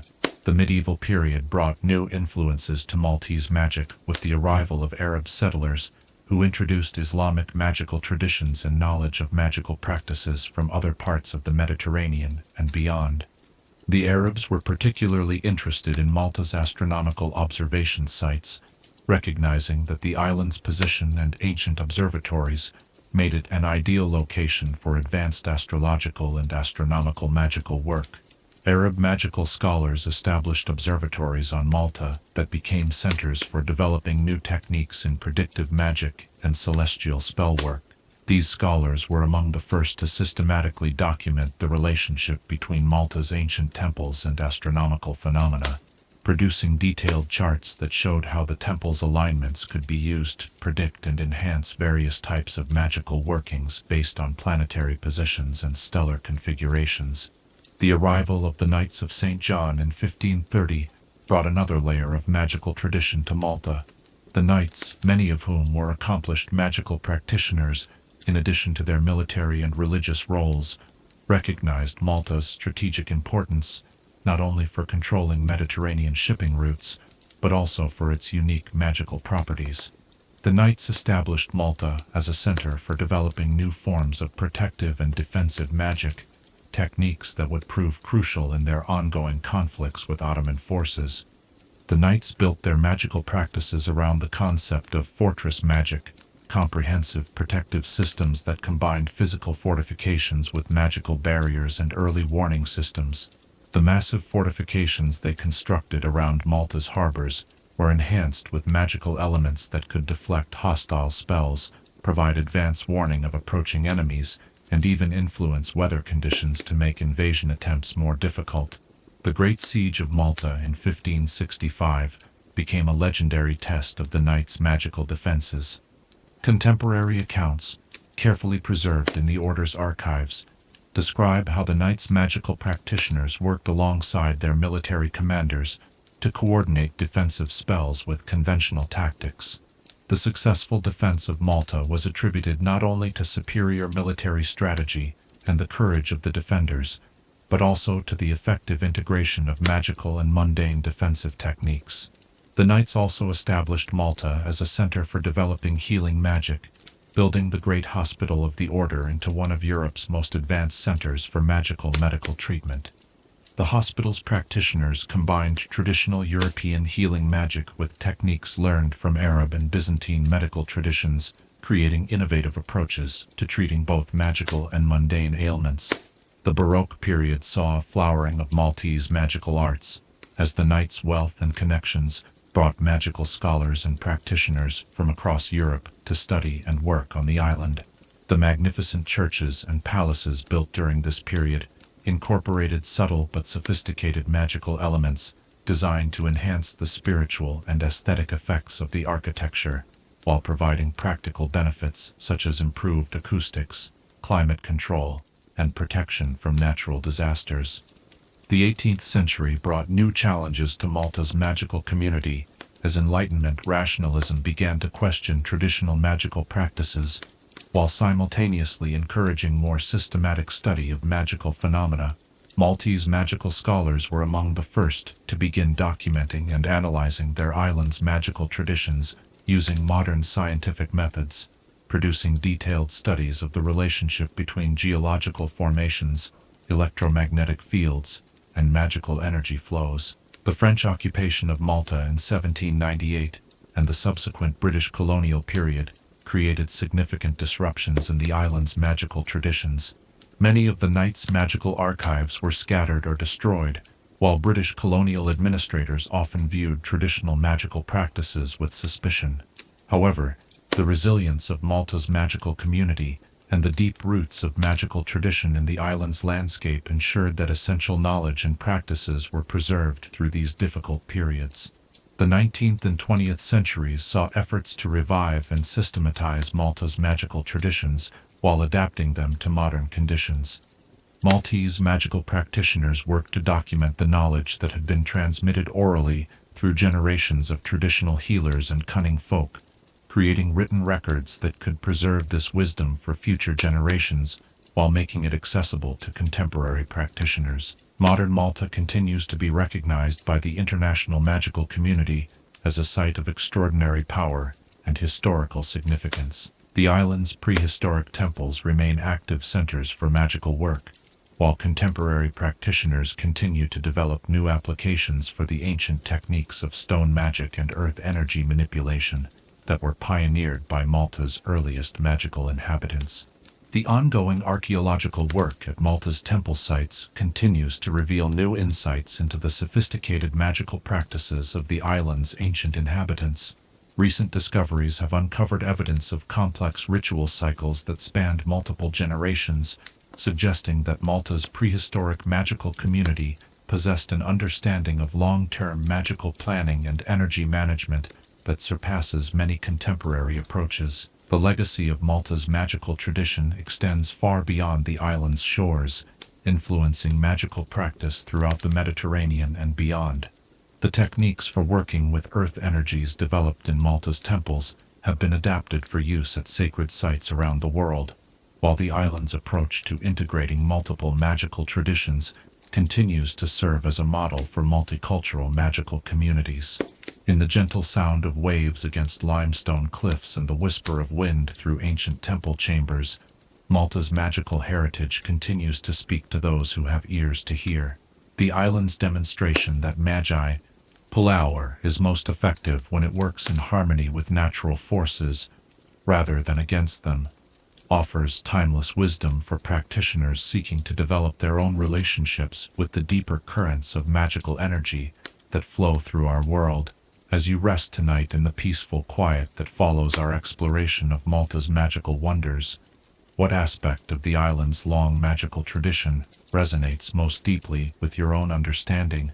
The patient accumulation of power in stone temples, the harmonious blending of different magical cultures, or perhaps the enduring demonstration that true magical strength comes from working with rather than against the natural world. Chapter 7. The historical evolution of magical compassion.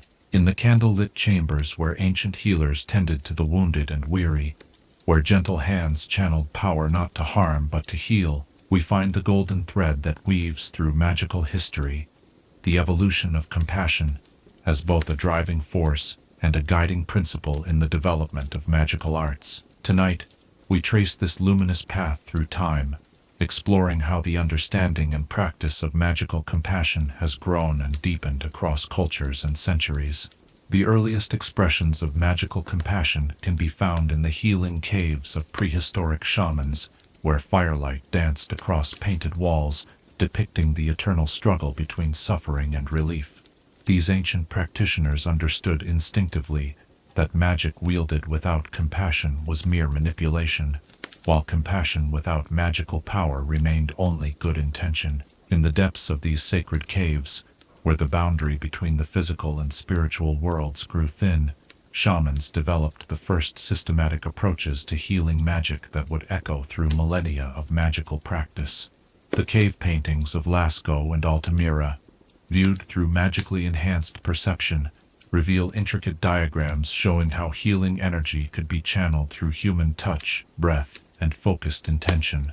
The shamans who created these guides understood that effective healing required not just technical knowledge of magical techniques, but deep empathy for the suffering of others and genuine desire to alleviate pain rather than to demonstrate power. These prehistoric healers developed what they called the long healing, therapeutic approaches that addressed not just immediate symptoms, but the underlying spiritual and emotional wounds that often manifested as physical ailments. The long healing required practitioners to spend extended periods with their patients, learning their stories, understanding their fears and helping them process traumatic experiences that had disrupted their natural healing processes. The shamanic tradition established several principles that would remain fundamental to compassionate magic throughout history: that healers must heal themselves before attempting to heal others, that effective healing requires understanding the whole person rather than just treating symptoms, and that the most powerful healing magic flows from genuine love and concern for others rather than from technical skill alone. As human societies became more complex and organized, the practice of magical compassion evolved to address the needs of larger communities and more sophisticated social structures. The temple healers of ancient Mesopotamia developed institutional approaches to compassionate magic, creating hospitals and healing centers that could serve entire cities while maintaining the personal connection between healer and patient that was essential for effective magical treatment. The Code of Hammurabi includes several provisions specifically addressing the responsibilities of magical healers, establishing legal frameworks that emphasized the healer's duty to act in the best interests of their patients rather than for personal gain. These early medical ethics laws recognized that magical healing involved unique responsibilities and potential for both benefit and harm that required careful regulation and oversight. Mesopotamian temple complexes included specialized chambers for different types of healing work, from quiet spaces for individual counseling and spiritual healing to larger areas where community healing rituals could address widespread problems such as plague or social conflict. The temple healers developed sophisticated techniques for scaling compassionate magic from individual to community levels while maintaining the personal connection and genuine care that made their work effective. The Egyptian mystery schools brought new depth to the understanding of magical compassion through their exploration of the relationship between individual suffering and cosmic harmony. Egyptian magical physicians understood that illness and injury represented disruptions in the natural order that required not just magical intervention, but spiritual realignment with cosmic forces that governed health and well-being. The Edwin Smith Papyrus, one of the oldest known medical texts, contains detailed descriptions of both mundane and magical healing techniques, but its most innovative contribution was its emphasis on what Egyptian healers called the healing heart, the emotional and spiritual state of the healer that was considered essential for effective magical treatment. Egyptian healers were required to undergo extensive spiritual preparation before treating patients, including meditation practices designed to cultivate genuine compassion and eliminate personal motivations that might interfere with healing work. Egyptian temple healers developed elaborate rituals for what they termed collective healing, magical workings designed to address suffering at the community level. These rituals involved entire communities in healing processes, recognizing that individual suffering often reflected broader social and spiritual imbalances that required community-wide attention and commitment to resolve. The magical healing traditions of ancient India contributed profound insights into the nature of compassion itself, developing philosophical frameworks that would influence healing practices throughout Asia and eventually around the world. Indian magical practitioners understood compassion not as simple sympathy for suffering, but as a fundamental recognition of the interconnectedness of all life and the responsibility that came with the ability to influence the well-being of others. The Ayurvedic tradition integrated magical and mundane healing approaches within a comprehensive understanding of health that encompassed physical, emotional, mental, and spiritual well-being. Indian healers developed sophisticated diagnostic techniques that could identify not just physical ailments, but spiritual and karmic imbalances that contributed to suffering. Their treatment approaches emphasized restoring harmony between the individual and the cosmic forces that governed health, rather than simply eliminating symptoms. The concept of ahimsa, non-violence or non-harm, became central to Indian approaches to healing magic. Practitioners were required to carefully consider the broader consequences of their magical interventions, ensuring that healing one person or condition did not inadvertently cause harm to others or disrupt natural processes in ways that might create greater suffering in the long term. Greek medical magic, exemplified by the healing temples of Asclepius, brought systematic study and documentation to compassionate magical practices. The Asclepian healing centers developed standardized approaches to magical healing that could be taught, replicated, and refined through careful observation and experimentation. Greek healers were among the first to maintain detailed records of their patients' conditions and treatments, creating databases of medical knowledge that could be used to improve healing practices over time. The Greek emphasis on rational inquiry led to important insights into the psychological aspects of magical healing. Greek healers recognized that patients' beliefs, expectations, and emotional states significantly influenced the effectiveness of magical treatments. They developed techniques for what we might now recognize as magical psychotherapy, helping patients address the mental and emotional factors that contributed to their physical ailments. The Hippocratic Oath, while primarily associated with mundane medicine, was deeply influenced by the ethical principles developed by magical healers. The oath's emphasis on first, do no harm, reflected centuries of magical healing experience that had demonstrated the potential for even well-intentioned magical interventions to cause unintended consequences if not carefully planned and executed. Roman contributions to the evolution of magical compassion focused primarily on organizational and institutional innovations that made compassionate healing magic available to larger populations. Roman military medicine incorporated magical healing techniques into battlefield medical care, developing portable healing kits and rapid treatment protocols that could save lives in combat situations, while maintaining the compassionate approach that was essential for effective magical healing. The Roman system of public hospitals represented a revolutionary approach to making magical healing available to all members of society, regardless of their economic status. These institutions required their magical healers to take vows of service that emphasized their duty to treat all patients with equal care and compassion, regardless of social status, wealth, or personal characteristics.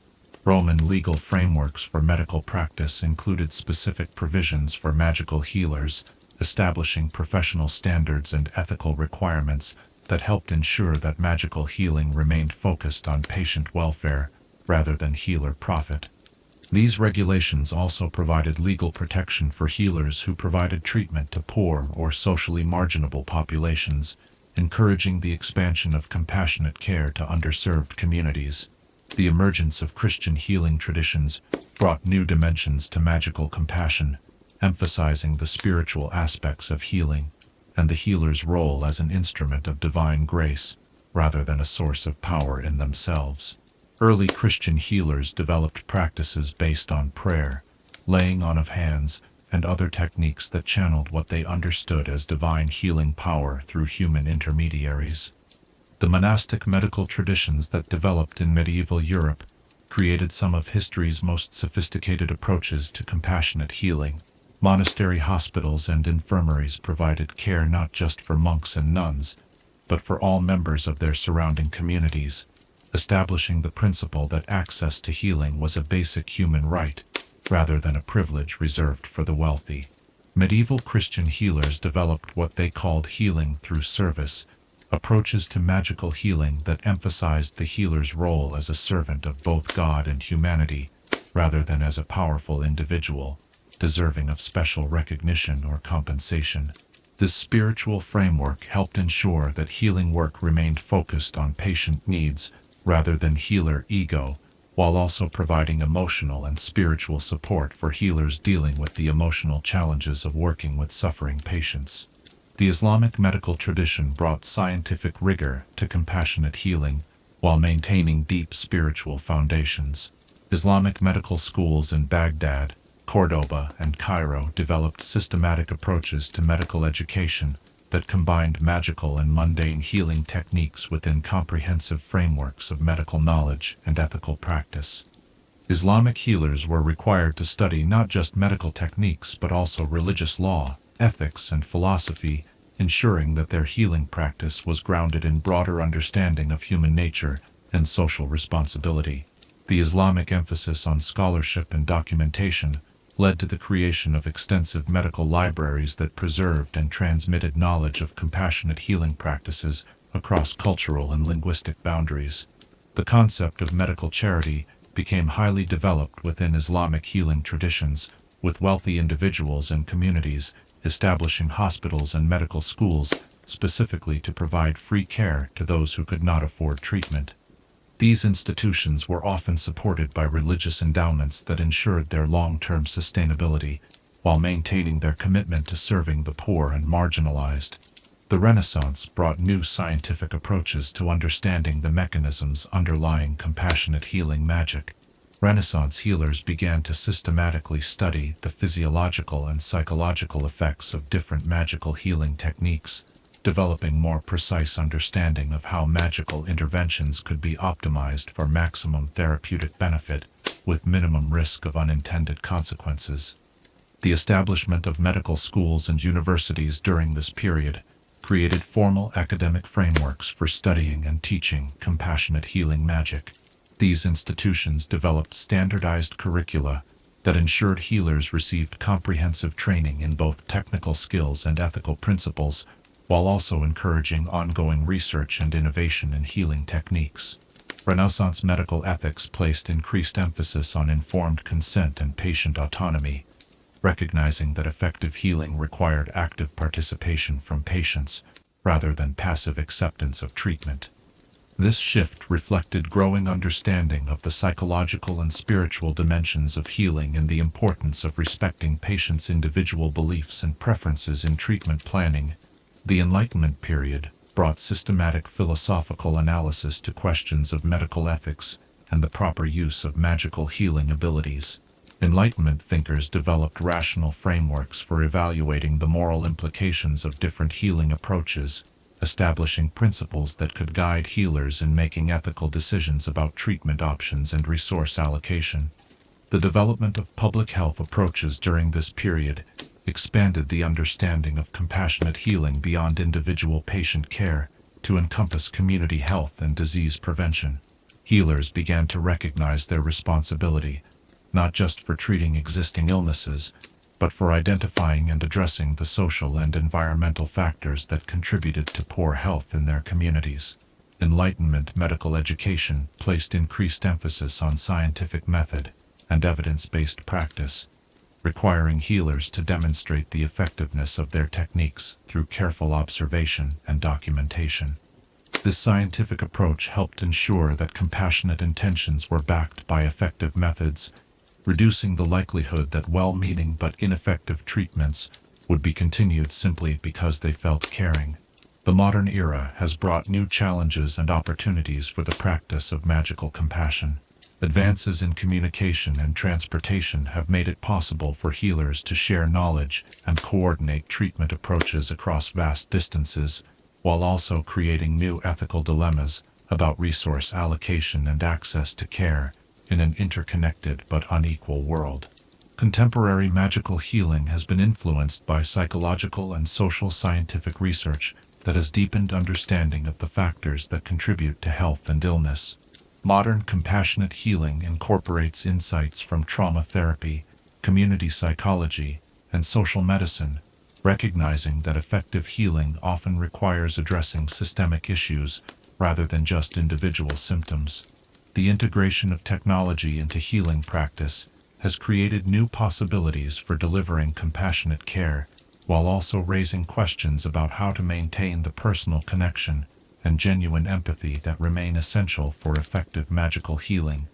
Contemporary healers work to balance the benefits of technological efficiency with the irreplaceable value of human compassion and presence. The global nature of modern society has brought together healing traditions from around the world, creating opportunities for cross-cultural learning and innovation, while also requiring careful attention to cultural sensitivity and respect for different approaches to understanding health and illness. Modern compassionate healing seeks to honor traditional wisdom while embracing beneficial innovations from diverse sources. As we reflect on this long journey through the evolution of magical compassion, we can see how each culture and era has contributed essential insights that continue to inform contemporary healing practice. The thread of compassion that runs through this history reminds us that the most powerful magic has always been that which serves to heal rather than harm, to unite rather than divide, and to honor the fundamental dignity and worth of all living beings. In the quiet moments before sleep, when we reflect on our own capacity for compassion and healing, what aspect of this long evolution speaks most deeply to your heart? The ancient understanding that healing requires genuine empathy, the institutional innovations that made healing available to all, or perhaps the ongoing challenge of maintaining compassionate intentions while developing ever more sophisticated healing techniques. Chapter 8. The Properties of Magical Seaweed. Where the restless sea meets the patient shore, in the twilight realm between high and low tide, grow some of the most remarkable and versatile ingredients known to magical herbalism. Tonight, we wade into the mysterious world of magical seaweed, those flowing underwater gardens that pulse with oceanic energy and hold within their fronds the concentrated essence of tidal magic. As gentle waves whisper against distant shores, let us explore how these humble marine plants have shaped magical practice for countless generations. The first magical properties of seaweed were discovered by the Selkies of the northern seas, those enigmatic shapeshifters who spent equal time in human and seal form. The Selkies understood that seaweed was more than mere ocean vegetation. It was the sea's own magic made manifest, growing in the liminal space where water met earth, capturing and concentrating the powerful energies that flowed through the ocean's depths. Their knowledge of seaweed magic formed the foundation for all subsequent maritime magical traditions. In the cold waters off the Orkney Islands, where the Selkies made their primary homes, vast kelp forests swayed like underwater cathedrals in the constant movement of tide and current. The giant kelp that grew in these waters possessed remarkable properties that set it apart from its mundane cousins. When harvested during the highest tides of the spring equinox, this magical kelp could maintain its flexibility and potency for decades, never drying out completely yet, never rotting, remaining in a state of suspended animation that preserved its oceanic energies indefinitely. The Selkies developed intricate rituals for harvesting magical seaweed that honored both the plants themselves and the sea spirits that watched over them. Harvesters would enter the water at dawn, moving slowly and respectfully through the kelp forests while singing ancient songs that announced their presence and intentions. The seaweed was never simply cut, but carefully selected based on the rhythm of its movement in the current, its color and texture, and the subtle magical emanations that experienced harvesters could sense radiating from the most potent specimens. The harvested kelp was processed using techniques that had been passed down through generations of Selkie families. The fronds were laid out on special drying rocks that had been carved with symbols designed to channel tidal energies, allowing the seaweed to cure while retaining its connection to the sea. During the drying process, the kelp would gradually shift in color from deep green to a silvery brown that seemed to shimmer with its own inner light, indicating that the magical transformation was complete.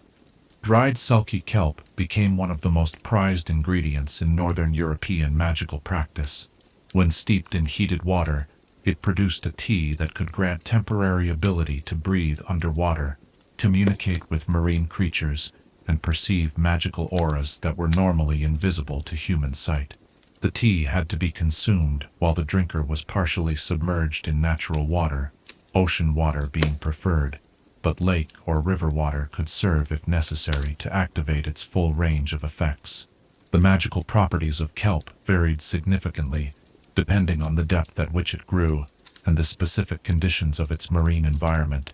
Shallow water kelp, which grew in the splash zones where waves constantly washed over the rocks, developed properties that enhanced weather magic and storm prediction. This surface kelp was particularly valued by maritime weather workers, who used it to create protective charms for ships and to develop early warning systems for dangerous storms. Deep water kelp, harvested from the ocean floor by specially trained divers who used magical breathing apparatus, possessed entirely different properties. This kelp grew in the eternal twilight of the deep ocean, where sunlight never penetrated, and the pressure was tremendous. The magical energies concentrated in deep water kelp were related to endurance, persistence, and the ability to thrive under extreme conditions. Potions made from deep-water kelp could grant enhanced physical strength and mental resilience, making them highly valued by warriors and explorers. The Celtic Druids of Ireland and Scotland developed their own sophisticated understanding of seaweed magic, incorporating it into their broader practice of working with plant and water spirits. The Druids recognized that different species of seaweed corresponded to different aspects of magical practice, creating an elaborate system of correspondences that guided their selection and use of various marine plants. Bladderwrack, with its distinctive air-filled pods, was associated with divination and prophecy. The Druids would dry the pods and use them as magical rattles in ceremonies designed to induce prophetic visions, believing that the sound of the sea trapped within the pods could carry messages from the spirit world. When burned as incense, bladderwrack smoke could create sacred spaces that facilitated communication with water spirits and the ancestors of those who had died at sea. Sea lettuce, that delicate green seaweed that grows in tidal pools and shallow waters, was prized for its healing properties. The Druids discovered that fresh sea lettuce could draw toxins from wounds and accelerate healing when applied as a poultice, while dried and powdered sea lettuce could be mixed with other herbs to create healing salves that were particularly effective for treating burns and skin conditions. The mild magical properties of sea lettuce made it safe for use even by those with limited magical training. Irish moss, with its rich red color and dense, bushy growth pattern, became central to Celtic protection magic. The Druids would weave dried Irish moss into protective charms and amulets that could ward off malevolent spirits and deflect harmful magic. Larger pieces of Irish moss were often hung in homes and sacred spaces to create protective barriers that would alert the inhabitants to the presence of hostile magical influences. The Viking magical traditions of Scandinavia brought a more martial approach to seaweed magic, focusing on its applications for warfare and protection. Viking sea witches, known as Velvas, developed techniques for using seaweed to enhance the protective properties of shields and armor. They would boil specific combinations of seaweed to create magical washes that could be applied to metal and leather, making them more resistant to both mundane weapons and magical attacks. The Vikings also used seaweed magic for navigation and seamanship. Certain types of seaweed, when properly prepared and carried aboard ship, could serve as magical compasses that would always point towards safe harbor, regardless of weather conditions or magical interference. These navigation aids were particularly valuable during the long voyages of exploration and raiding that characterized Viking maritime culture. Viking berserkers incorporated seaweed into their pre-battle rituals, consuming specially prepared seaweed potions that enhanced their natural ferocity while providing protection against fear and pain. These battle preparations were closely guarded secrets, passed down through warrior families, and closely associated with the spiritual traditions that connected Viking warriors to their gods and ancestors. The magical traditions of the Mediterranean coast developed different approaches to seaweed magic that reflected the warmer climate and different marine ecosystems of the southern seas. The sea witches of the Greek islands discovered that the seaweed that grew in the crystal-clear waters of the Aegean had properties that were particularly suited to illusion and transformation magic. Posidonia, the endemic seagrass of the Mediterranean, was used to create glamours and shape-shifting potions that could alter the appearance of the user. Unlike the harsh transformation magic practiced in some traditions, Mediterranean seaweed magic emphasized gentle, temporary changes that allowed practitioners to blend into different social environments or escape detection when necessary. The potions created from Posidonia were particularly favored by traveling merchants and diplomats who needed to adapt quickly to different cultural contexts. The warm waters of the Mediterranean also supported the growth of various species of colorful algae that possessed unique magical properties. Red algae was used in love magic and emotional healing, while green algae was incorporated into spells for growth and prosperity.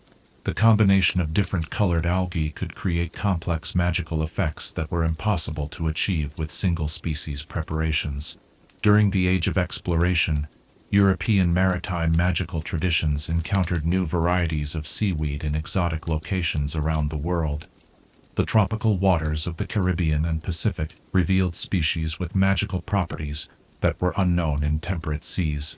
These discoveries led to significant advances in maritime magic and opened new possibilities for magical practice that incorporated oceanic influences. Sargassum, the floating seaweed that forms vast rafts in the tropical Atlantic, was found to possess remarkable properties for long-distance communication and divination. Magical practitioners learned to use sargassum to create scrying pools that could show distant events and enable communication across vast oceanic distances. The ability to maintain contact with the homeland during long sea voyages revolutionized maritime exploration and trade. The giant kelp forests of the Pacific coast revealed seaweed varieties that could grow to enormous sizes while maintaining their magical properties throughout their entire length. These massive kelp specimens were used to create magical nets and ropes that possessed remarkable strength and resilience, as well as the ability to entangle and hold even magically enhanced creatures. Pacific Coast indigenous peoples developed sophisticated techniques for harvesting and processing these giant kelps that required careful coordination between multiple practitioners. The development of magical hothouses during the Renaissance allowed European practitioners to cultivate certain varieties of seaweed in controlled environments, leading to new insights into the factors that influenced the development of magical properties in marine plants. Researchers discovered that the magical potency of seaweed was influenced not just by the species and growing conditions, but also by the lunar cycles, tidal patterns, and the presence of other magical influences in the surrounding water.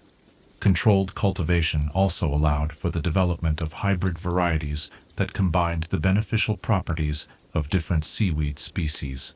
These magical hybrids often possessed enhanced potency or novel effects that were impossible to achieve with wild varieties, leading to significant advances in potion-making and magical crafting techniques.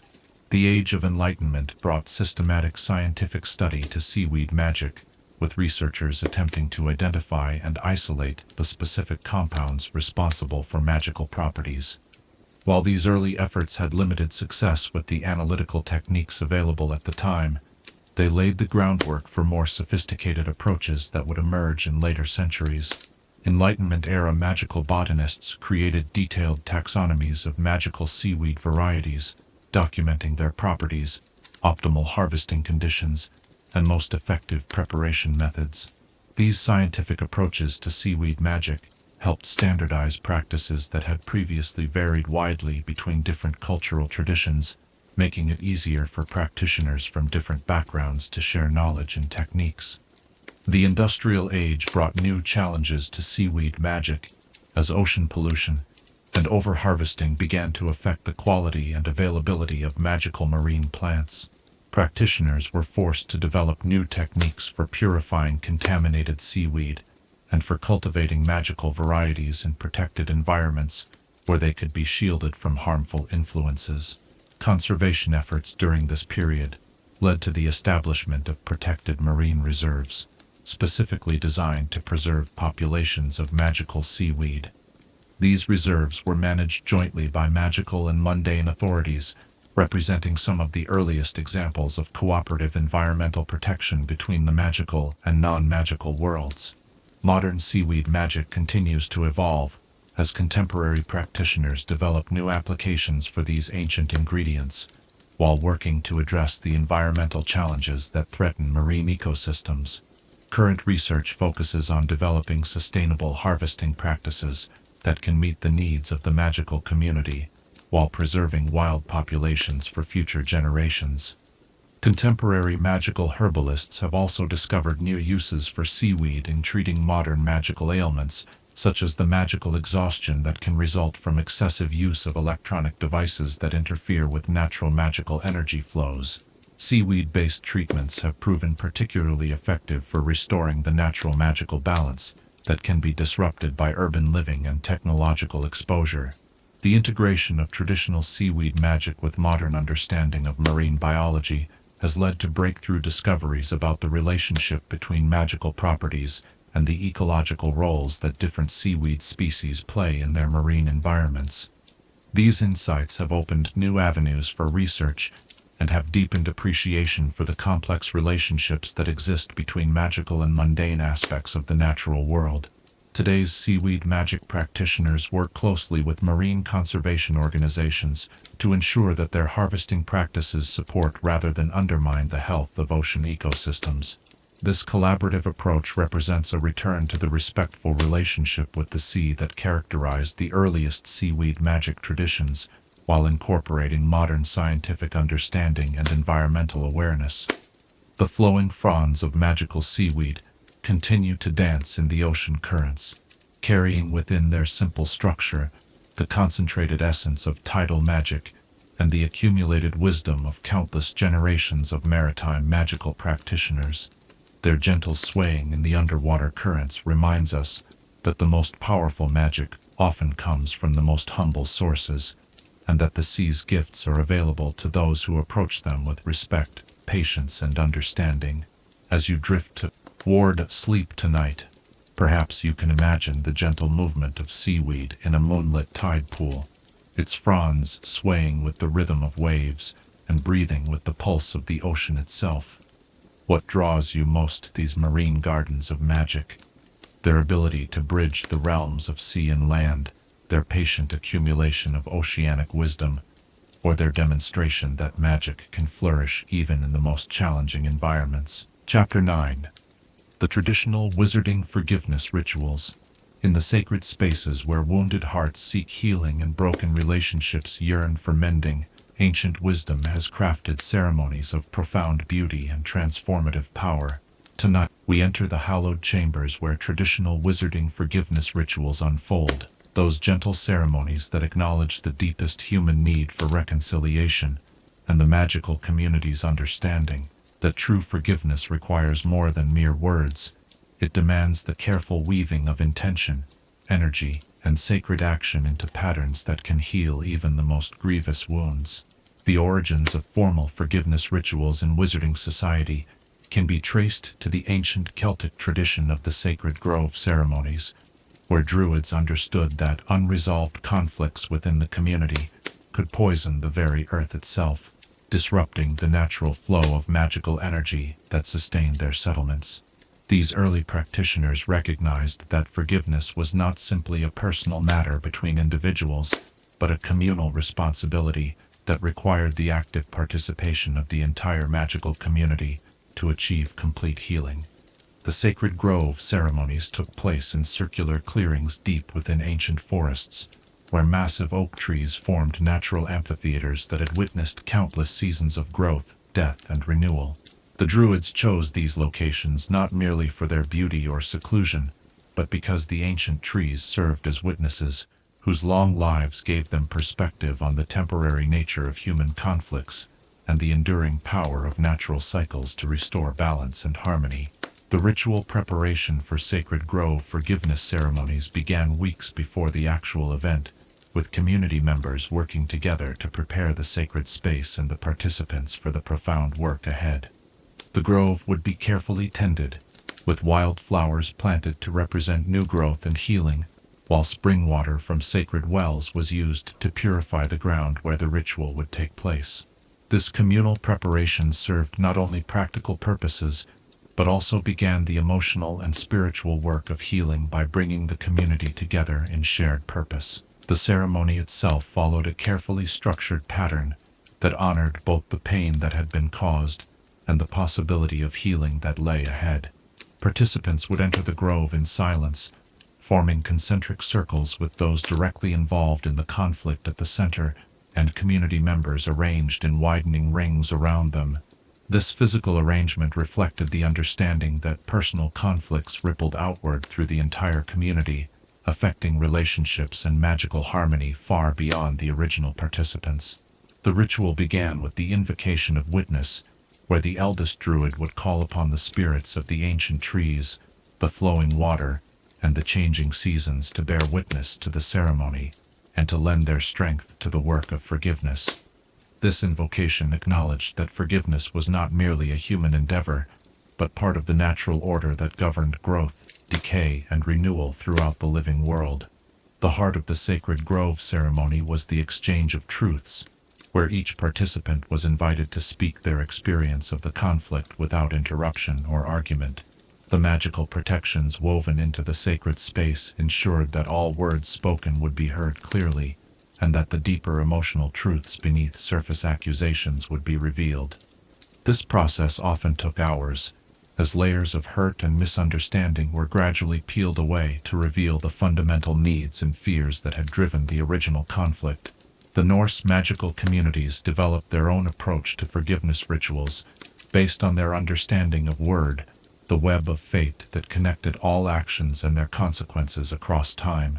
The Norse reconciliation fire ceremony took place during the long winter nights, when the community gathered around great bonfires that served both practical and mystical purposes, providing warmth and light while creating sacred spaces where the work of forgiveness could unfold.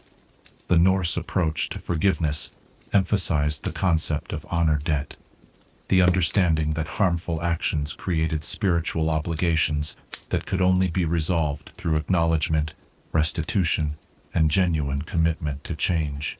The reconciliation fire ceremony provided a framework for addressing these honor debts in ways that restored balance to the community, while allowing all participants to maintain their dignity and standing within the group. The ceremony began with the lighting of the truth fire, where participants would add specially prepared logs to the central bonfire, while stating their commitment to speak honestly about the conflicts that had brought them together. Each log was carved with runes that represented different aspects of the forgiveness process: acknowledgement of harm, acceptance of responsibility, expression of remorse, and commitment to changed behavior. As the fire grew brighter and hotter, participants would enter what the Norse called the circle of word, where they would trace the connections between their actions and their consequences, following the threads of cause and effect that had led to the current situation. This process was facilitated by the community's wise women, who used their knowledge of fate magic to help participants see how their choices had affected not only their intended targets, but the entire web of relationships that made up their community.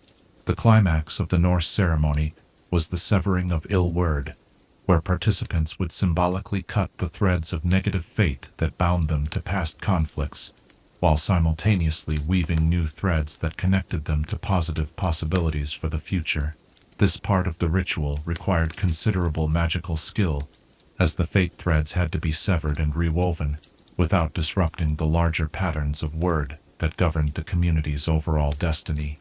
The Egyptian temple traditions brought a different perspective to forgiveness rituals, one that emphasized the cosmic significance of forgiveness and its role in maintaining Ma'at, the divine order that kept the universe in balance. Egyptian forgiveness ceremonies took place in specially constructed temples that were aligned with astronomical phenomena, allowing the rituals to draw power from celestial sources while connecting earthly reconciliation to cosmic harmony. The Temple of Restored Ma'at in Memphis became the model for Egyptian forgiveness rituals, its design incorporating sacred geometry that channeled divine energy into patterns that promoted healing and reconciliation.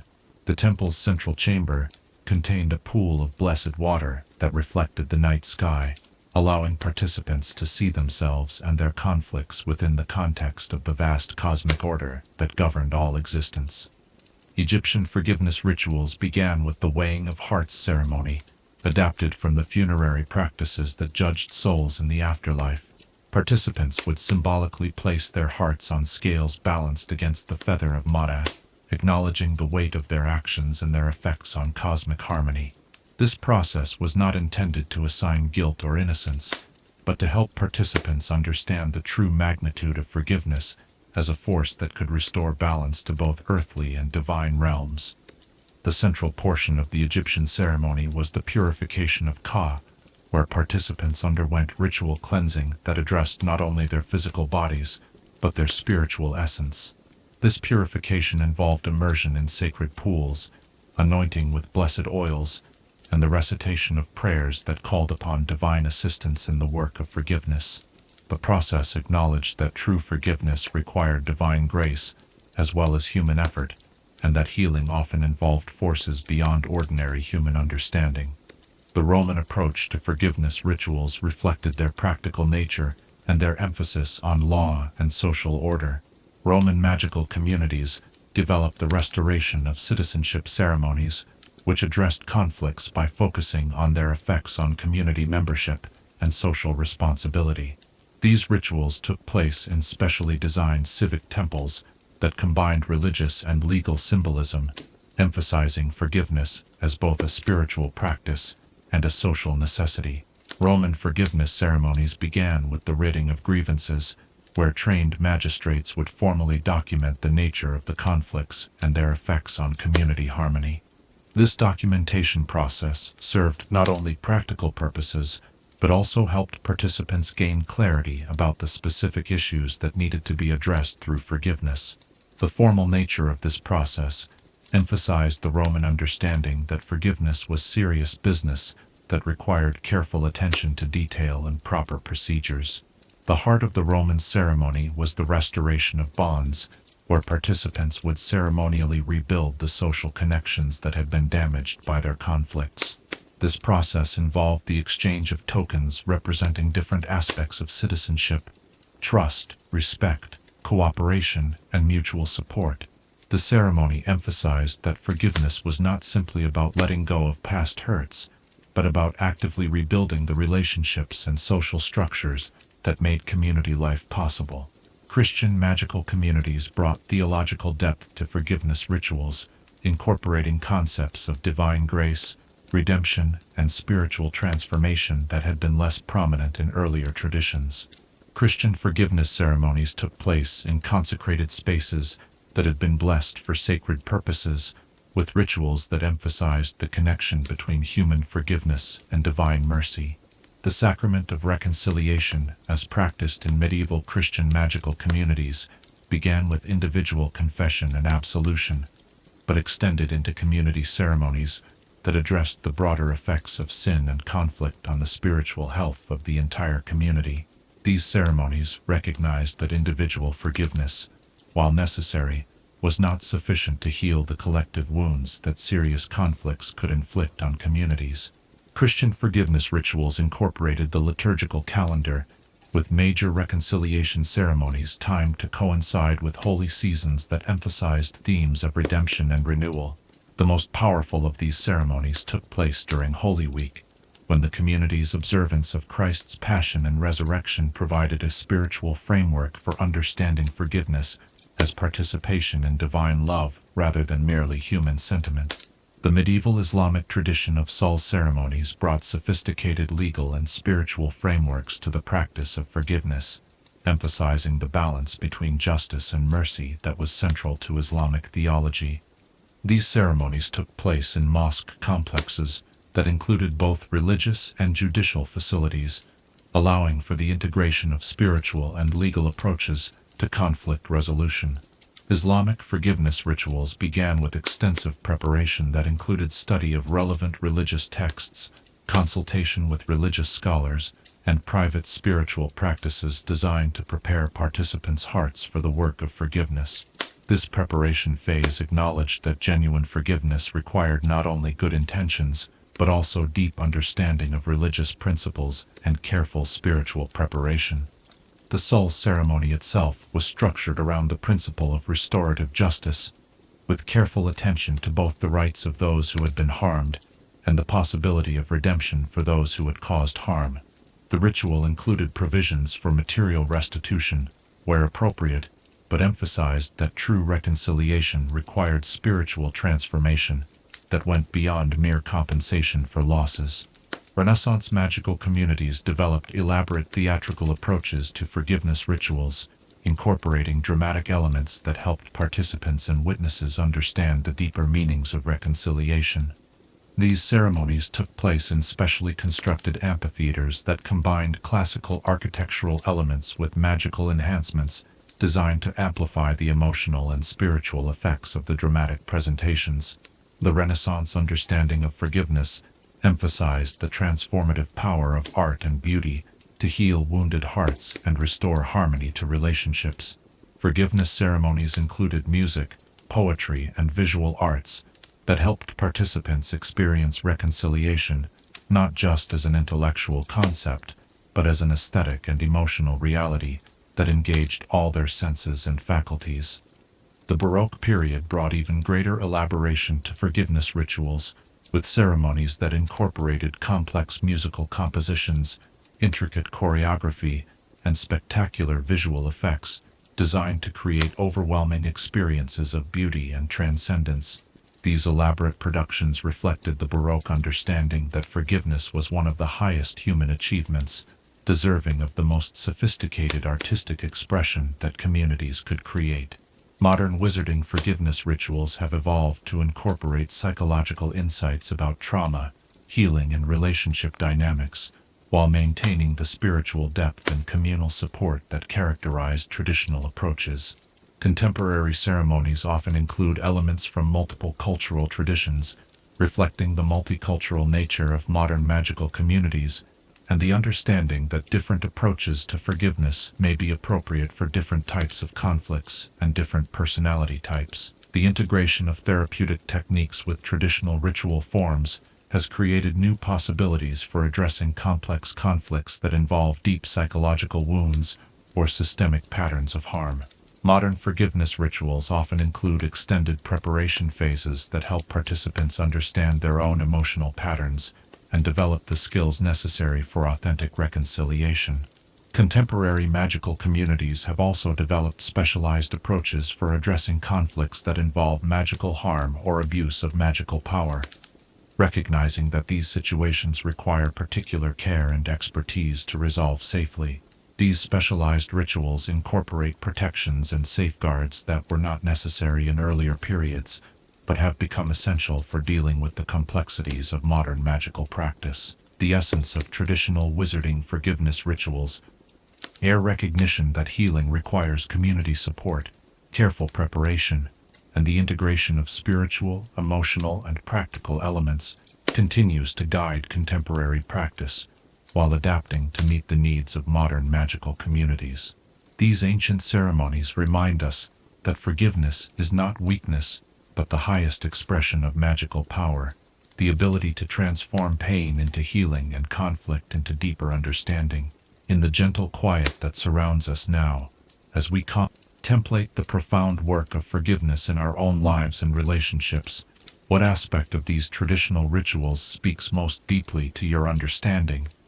Their recognition that forgiveness requires community support, their integration of spiritual and practical elements, or perhaps their demonstration that even the deepest wounds can be healed through patience, wisdom, and genuine commitment to restoration. Chapter 10. The Magical Theory of Compassionate Magic. In the hushed libraries where ancient texts whisper their secrets to patient scholars, and in the quiet laboratories where magical theorists seek to understand the fundamental forces that govern spellwork, there exists a body of knowledge as profound as it is beautiful.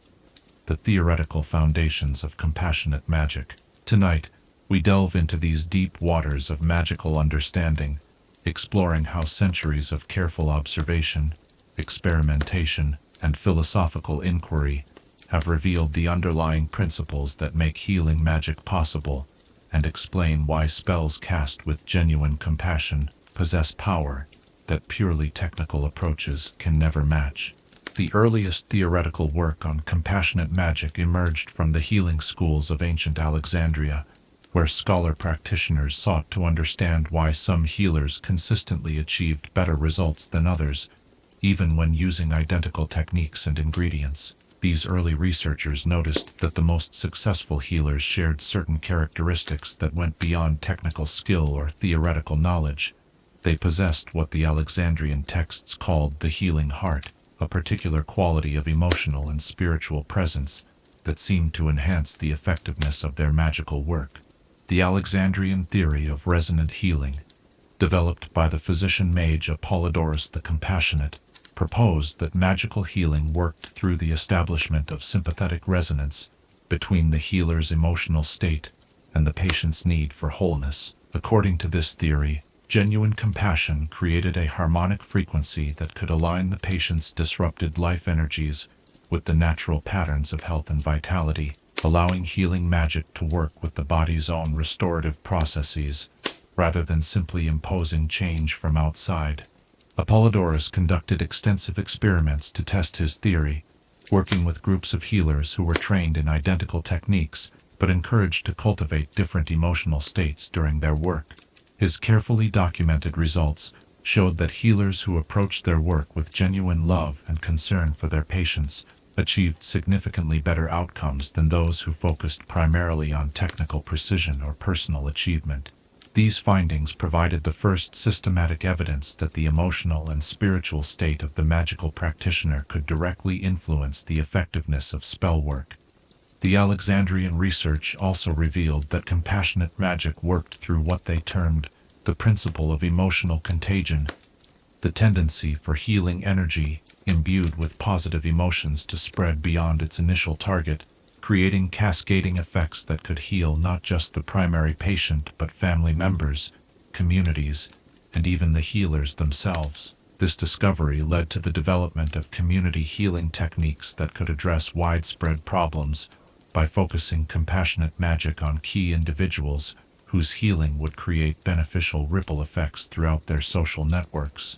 The philosophical schools of Athens brought systematic logical analysis to the study of compassionate magic, developing theoretical frameworks that could explain the observed phenomena in terms of fundamental principles of magical theory.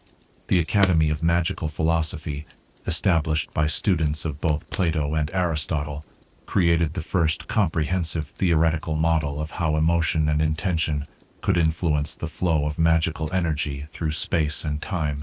The Athenian model of intentional resonance proposed that all magical energy possessed inherent directional qualities that were determined by the practitioner's deepest intentions and emotional states. According to this model, magical energy cast with compassionate intention naturally aligned itself with healing and constructive purposes, while energy channeled through negative emotions tended toward destructive or harmful effects, regardless of the specific spells or techniques being used. The Athenians developed sophisticated mathematical models to describe how different emotional states influenced magical energy transmission, creating equations that could predict the effectiveness of healing spells based on the practitioner's measured levels of empathy, genuine concern, and selfless motivation. These mathematical approaches to compassionate magic provided tools for training healers more effectively and for evaluating the likely success of different therapeutic approaches. The Academy's most significant contribution to compassionate magic theory was the principle of magical amplification, which demonstrated that positive emotions could exponentially increase the power available for healing work. According to this principle, a healer working with genuine compassion could access magical energy reserves far greater than their individual power level would normally allow, drawing on what the Athenians called the universal reservoir of healing force that existed to support all beneficial magical work. The Roman approach to compassionate magic theory focused on practical applications and systematic organization of knowledge, creating the first comprehensive textbooks that could teach the theoretical foundations of healing magic to large numbers of students. The Imperial Magical Academy in Rome developed standardized curricula that integrated emotional training with technical instruction, ensuring that all certified healers possessed both the skills and the spiritual development necessary for effective compassionate magic. Roman theorists made important discoveries about the relationship between compassionate magic and natural law, demonstrating that healing spells worked by supporting and accelerating natural healing processes rather than by overriding or replacing them. This understanding led to the development of the Roman principle of minimal intervention, which held that the most effective healing magic was that which achieved maximum therapeutic benefit with minimum disruption to the patient's natural life processes. The Roman emphasis on documentation and record-keeping produced vast archives of case studies that provided empirical evidence for various theories about compassionate magic. These records showed clear patterns in the types of conditions that responded best to different approaches, the optimal timing for various healing interventions, and the long-term effects of compassionate magic on both patients and practitioners. The medieval Islamic scholars of Baghdad and Cordoba brought new mathematical sophistication to the study of compassionate magic, developing algebraic models that could describe the complex interactions between practitioner, patient, and healing environment. The House of Wisdom in Baghdad became a center for theoretical research that attracted scholars from across the known world, creating a multicultural community of researchers who pooled their knowledge and approaches to advance understanding of magical healing. Islamic theoretical work on compassionate magic was strongly influenced by theological concepts about the nature of divine mercy and human responsibility.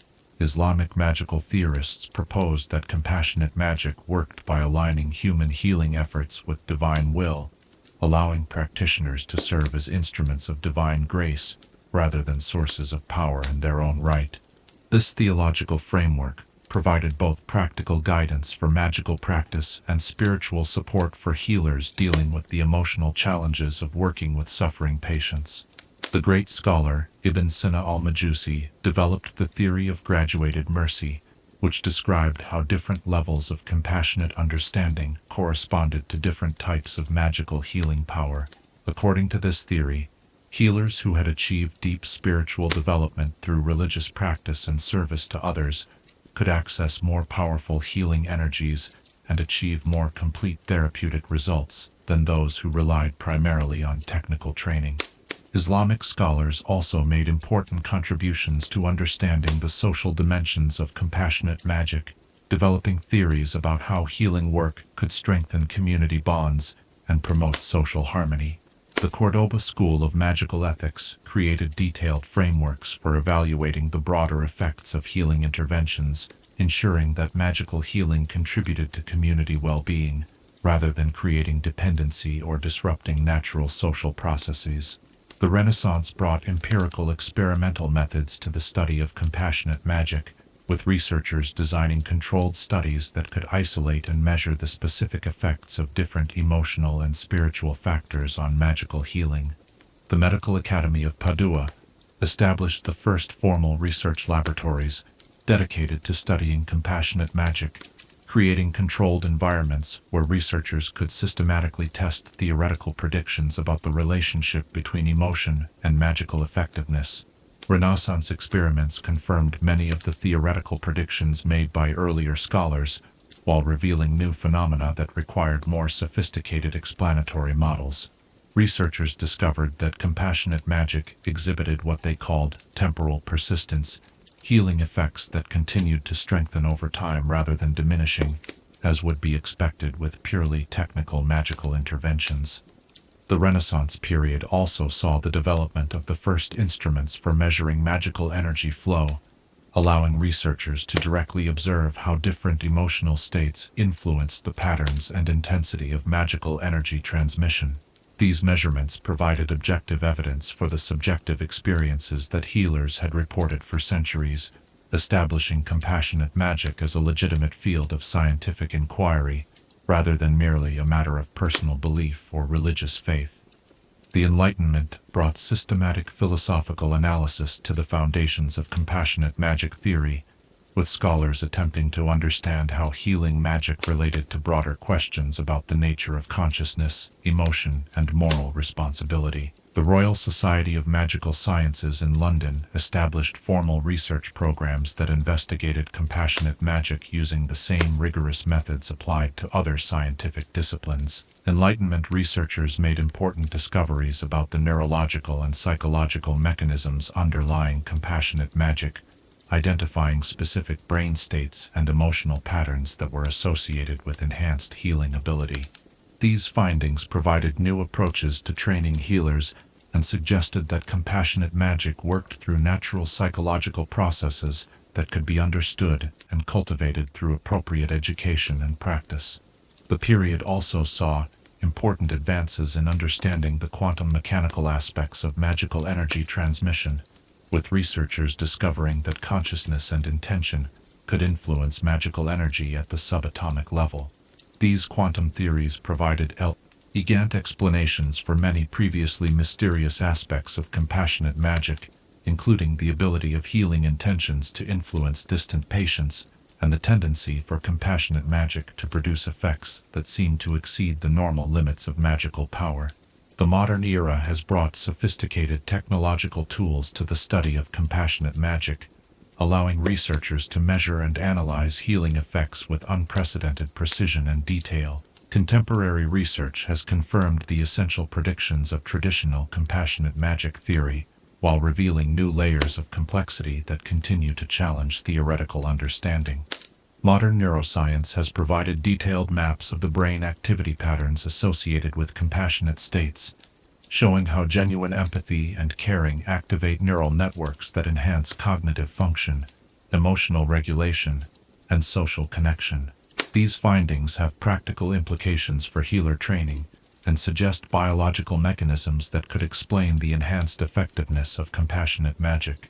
Contemporary research has also revealed the importance of what researchers now call micro-intentions, the moment-to-moment emotional and mental states that practitioners maintain during magical work. Advanced monitoring techniques have shown that even brief lapses in compassionate intention can significantly reduce healing effectiveness, while sustained states of loving kindness can produce healing effects that far exceed what would be predicted based on the practitioner's formal training or experience level. The integration of quantum field theory with traditional magical theory has produced new models that describe compassionate magic in terms of consciousness-mediated quantum entanglement between healer and patient.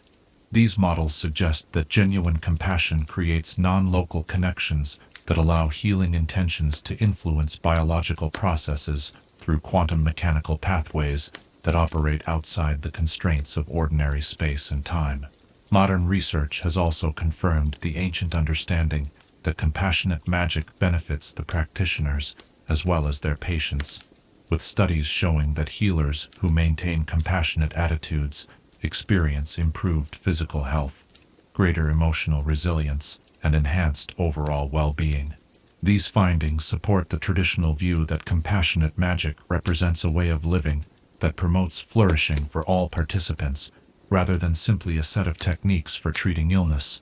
Contemporary theoretical work on compassionate magic increasingly emphasizes the systemic and ecological dimensions of healing, recognizing that individual health is inseparable from the health of families, communities, and environmental systems. This holistic approach has led to new applications of compassionate magic that address social and environmental problems, as well as individual medical conditions. The current frontier in compassionate magic theory involves understanding how healing intentions can influence complex systems and create positive changes that propagate through multiple levels of organization. Researchers are investigating how compassionate magic might be applied to challenges such as conflict resolution, environmental restoration, and social healing, extending the principles developed for individual therapeutic work to address larger-scale problems. As we contemplate the profound theoretical foundations that underlie compassionate magic, we can appreciate how centuries of careful inquiry have revealed the deep connections between love, intention, and healing power. The mathematical models, experimental findings, and philosophical insights that make up compassionate magic theory provide both practical guidance for healing work and profound insights into the nature of human consciousness and its capacity to influence the world through focused intention and genuine care. The theoretical understanding of compassionate magic continues to evolve as new research methods and conceptual frameworks reveal additional layers of complexity and possibility. Yet the essential insights that have guided this field since ancient times remain constant: that genuine compassion enhances magical power, that healing work benefits both giver and receiver, and that the most profound magic emerges from the marriage of technical skill with spiritual development and emotional maturity. In the peaceful silence that surrounds us now, as we reflect on the elegant theories that explain how love can literally heal the world, what aspect of compassionate magic theory speaks most deeply to your understanding? The quantum mechanical models that show how consciousness can influence reality, the neurological research that maps the brain states of compassion, or perhaps the ancient wisdom that recognized how genuine caring could unlock magical powers beyond ordinary human capacity. Chapter 11. The Ancient Magic of Lithuanian Wizards. Where the Baltic Sea meets ancient forests of pine and oak. Where amber treasures wash ashore, carrying the memories of prehistoric times, and where the northern lights dance across winter skies with ethereal beauty, there flourished one of Europe's most enduring and distinctive magical traditions. Tonight, we journey to the mystical lands of Lithuania, where pagan magic survived longer than almost anywhere else in Europe, and where generations of wizards developed practices that drew their power from the deep forests, sacred groves, and the liminal spaces between seasons, between earth and sky, between the world of the living and the realm of ancestral spirits. The magical traditions of Lithuania are inseparable from the ancient Baltic religion that persisted well into the medieval period, making Lithuanian wizards the inheritors of magical practices that stretched back to the earliest Indo-European settlements in the region. Unlike many other European magical traditions that were transformed or suppressed by the spread of Christianity, Lithuanian magic retained its connection to the old gods and the ancient ways of understanding the relationship between human consciousness and the natural world. The Lithuanian understanding of magic was fundamentally animistic, based on the belief that all natural phenomena, trees, rivers, stones, animals, and weather patterns, possessed their own spiritual essence and intelligence. Lithuanian wizards, known as genii, served as intermediaries between the human community and these natural spirits, using their knowledge and sensitivity to maintain harmony between the human and more than human worlds. The sacred groves that dotted the Lithuanian landscape served as the primary centers for magical practice and spiritual education. These aukai, as they were called, were carefully tended spaces where ancient trees had grown for centuries, creating natural temples where the boundary between the physical and spiritual worlds became permeable. The most important of these groves was Romovis, the great sanctuary that served as the spiritual center of the Lithuanian nation, and the primary training ground for the most skilled genii. Romovis was not simply a single grove, but an entire sacred landscape that encompassed forests, lakes, hills, and meadows across a vast area of central Lithuania. The sanctuary was organized around a complex system of sacred sites that corresponded to different aspects of magical practice and different deities in the Lithuanian pantheon. Each site within Romovi specialized in particular types of magical work, from healing and divination to weather magic and communication with ancestral spirits. The oak groves within Romovi were dedicated to Perknas, the thunder god whose power over lightning and storm made him the patron of weather magic and divine justice. Lithuanian weather workers would gather in these groves during thunderstorms, using the electrical energy of lightning to charge their magical implements and to enhance their ability to influence atmospheric conditions. The priests of Perknas developed techniques for calling down lightning in controlled ways, both for practical purposes such as clearing land for agriculture and for spiritual purposes such as sanctifying important ritual objects. The birch groves were sacred to Gemina, the earth goddess who governed fertility, agriculture, and the seasonal cycles that sustained life.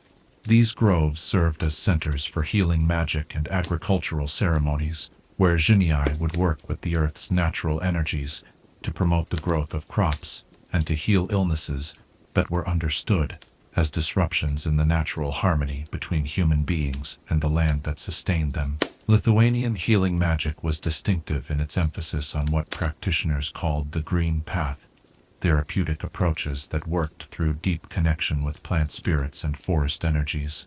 Lithuanian healers developed extraordinary knowledge of local medicinal plants, but their practice went far beyond simple herbalism to include techniques for communicating directly with plant consciousness and for channeling the healing wisdom of entire forest ecosystems. The ash groves within Romovus were dedicated to Lima, the goddess of fate and destiny, who governed the threads of life that connected all beings across time.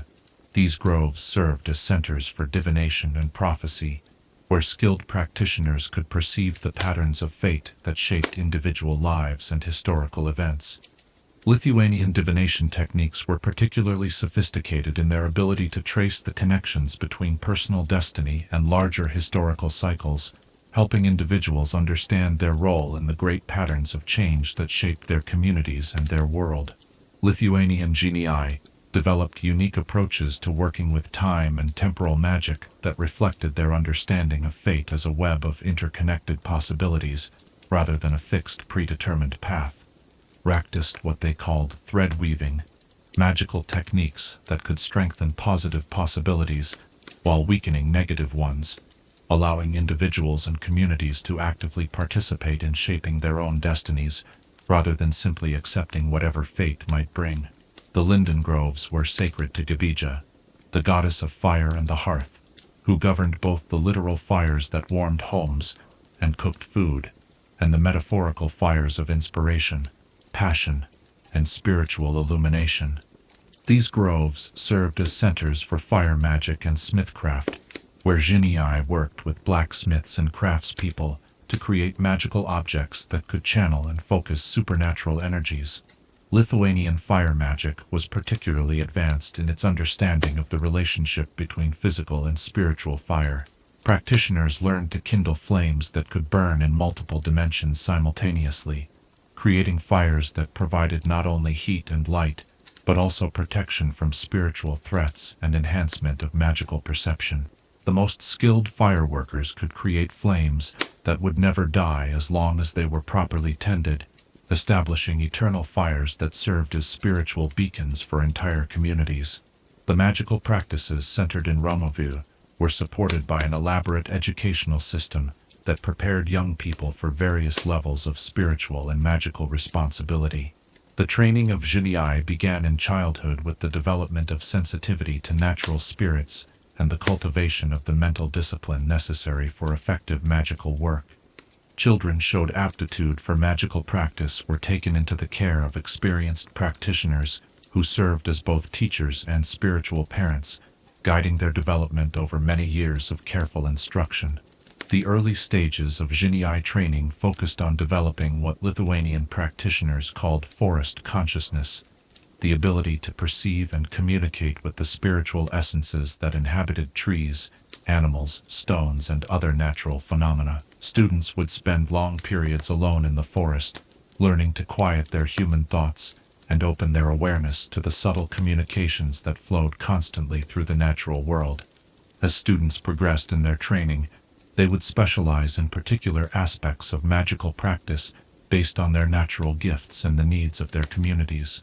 Some would focus on healing magic, learning the properties of hundreds of medicinal plants and the techniques for channeling forest energies into therapeutic work.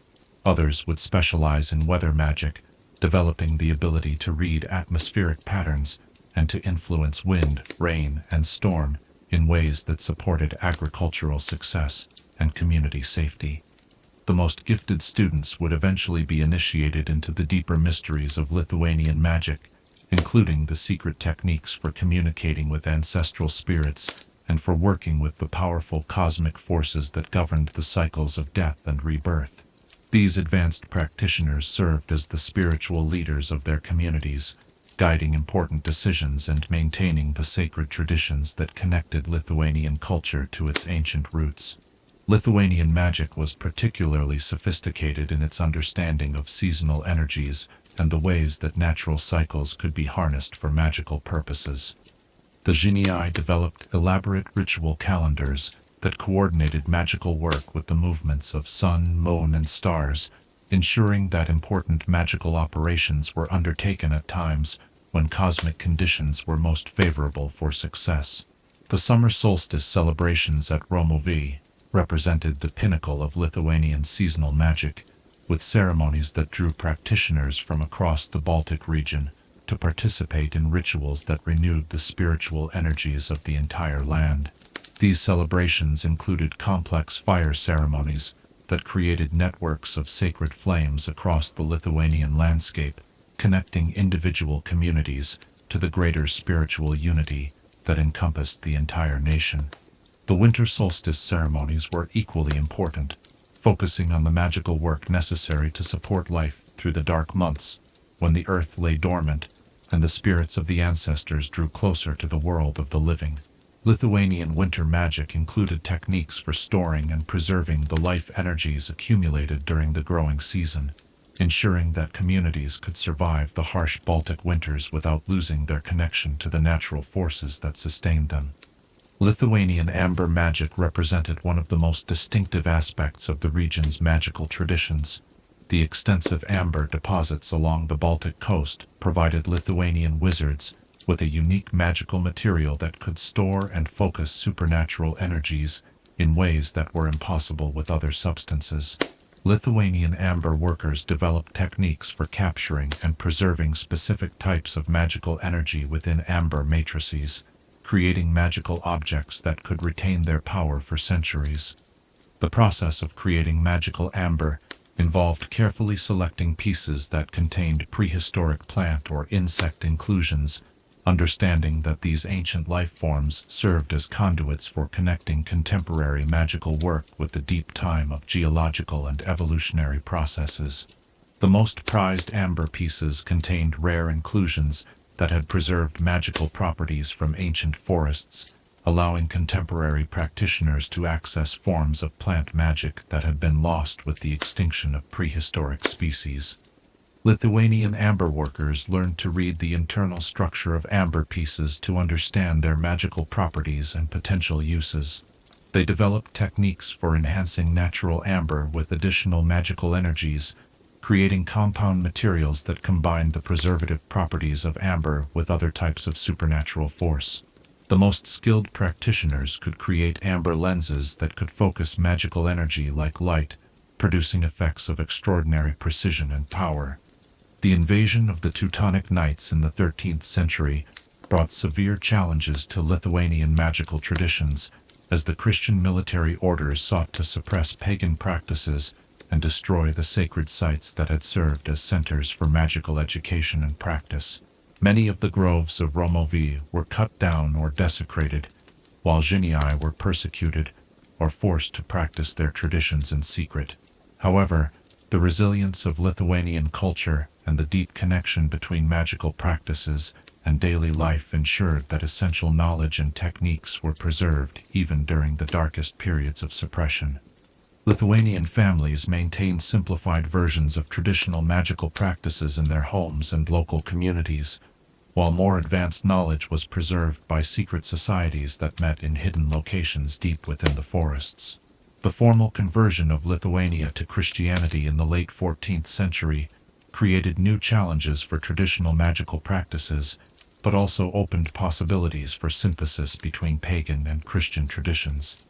Some Lithuanian genii found ways to adapt their practices to Christian frameworks, developing hybrid traditions that maintained essential elements of forest magic while adopting Christian symbolism and theology. The Renaissance and Reformation periods brought renewed interest in ancient magical traditions, allowing some Lithuanian practices to emerge from underground and find new expressions in changing cultural contexts. Lithuanian magical knowledge began to influence broader European magical traditions, particularly in areas related to herbalism, weather magic, and amber working techniques. The modern period has seen efforts to revive and preserve Lithuanian magical traditions as part of broader movements to maintain cultural heritage and traditional knowledge.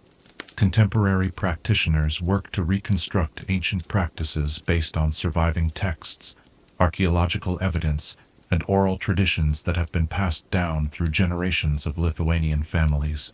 Modern Lithuanian magic faces the challenge of adapting ancient forest-based practices to contemporary urban environments while maintaining their essential connection to natural forces and seasonal cycles. Contemporary practitioners have developed new approaches that can bring the wisdom of forest magic into modern life, creating urban sacred spaces and seasonal celebration cycles that honor traditional principles while addressing contemporary needs.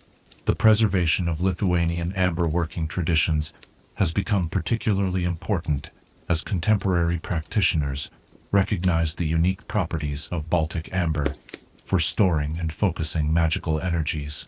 Modern amber workers combine traditional techniques with contemporary understanding of crystalline structures and energy resonance, creating new applications for this ancient magical material. The influence of Lithuanian magical traditions extends far beyond the borders of Lithuania itself, contributing to broader understanding of forest magic, seasonal celebration, and the practical applications of animistic spirituality in contemporary magical practice. The Lithuanian emphasis on working with natural spirits and honoring the wisdom of the land offers valuable perspectives for modern practitioners seeking to develop more sustainable and harmonious relationships with the natural world. Contemporary research into Lithuanian magical traditions has revealed the sophisticated understanding of ecology and environmental relationships that underlay traditional practices. Lithuanian genii were among the first magical practitioners to develop systematic approaches to forest management that combined practical forestry with spiritual stewardship, creating models that remain relevant for contemporary environmental challenges. The essence of Lithuanian magical tradition, its recognition that human well-being depends on maintaining harmonious relationships with natural forces, and its development of practical techniques for working with forest spirits and seasonal energies, continues to offer wisdom and inspiration for contemporary magical practitioners around the world. In the rustling of wind through ancient forests and the gentle lapping of Baltic waves against amber-strewn shores, the spirit of Lithuanian magic continues to whisper its ancient wisdom to those who have ears to hear. The tradition reminds us that the most profound magic often emerges from patient attention to natural cycles and deep respect for the spiritual intelligences that inhabit the landscape around us. As you rest in the peaceful quiet that follows our exploration of Lithuanian magical wisdom, what aspect of this ancient tradition resonates most deeply with your own understanding? The patient cultivation of forest consciousness, the sophisticated integration of magical practice with natural cycles, or perhaps the demonstration that ancient wisdom can survive even the most challenging historical circumstances and continue to offer guidance for contemporary life. Chapter 12.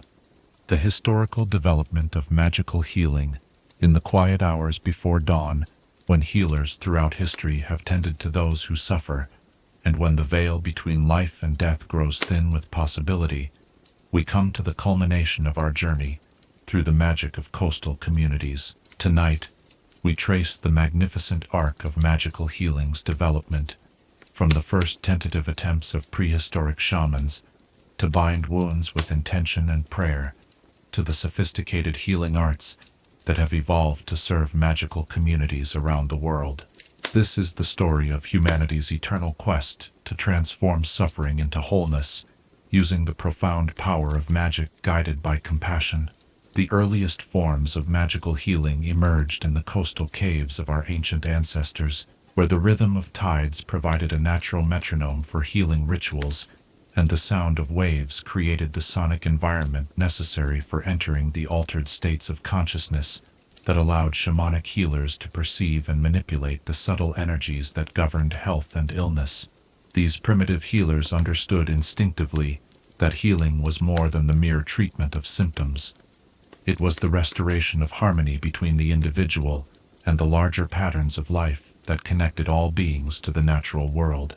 The cave paintings of Lascaux and other prehistoric sites, when viewed through magically enhanced perception, reveal sophisticated diagrams showing the flow of life energy through the human body and the techniques that early healers used to redirect and strengthen these vital currents.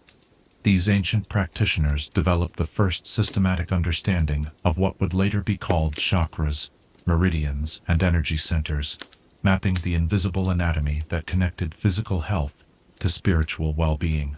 Prehistoric coastal healers were among the first to discover the therapeutic properties of seawater and marine organisms, developing healing techniques that incorporated the cleansing and revitalizing energies of the ocean into their therapeutic work.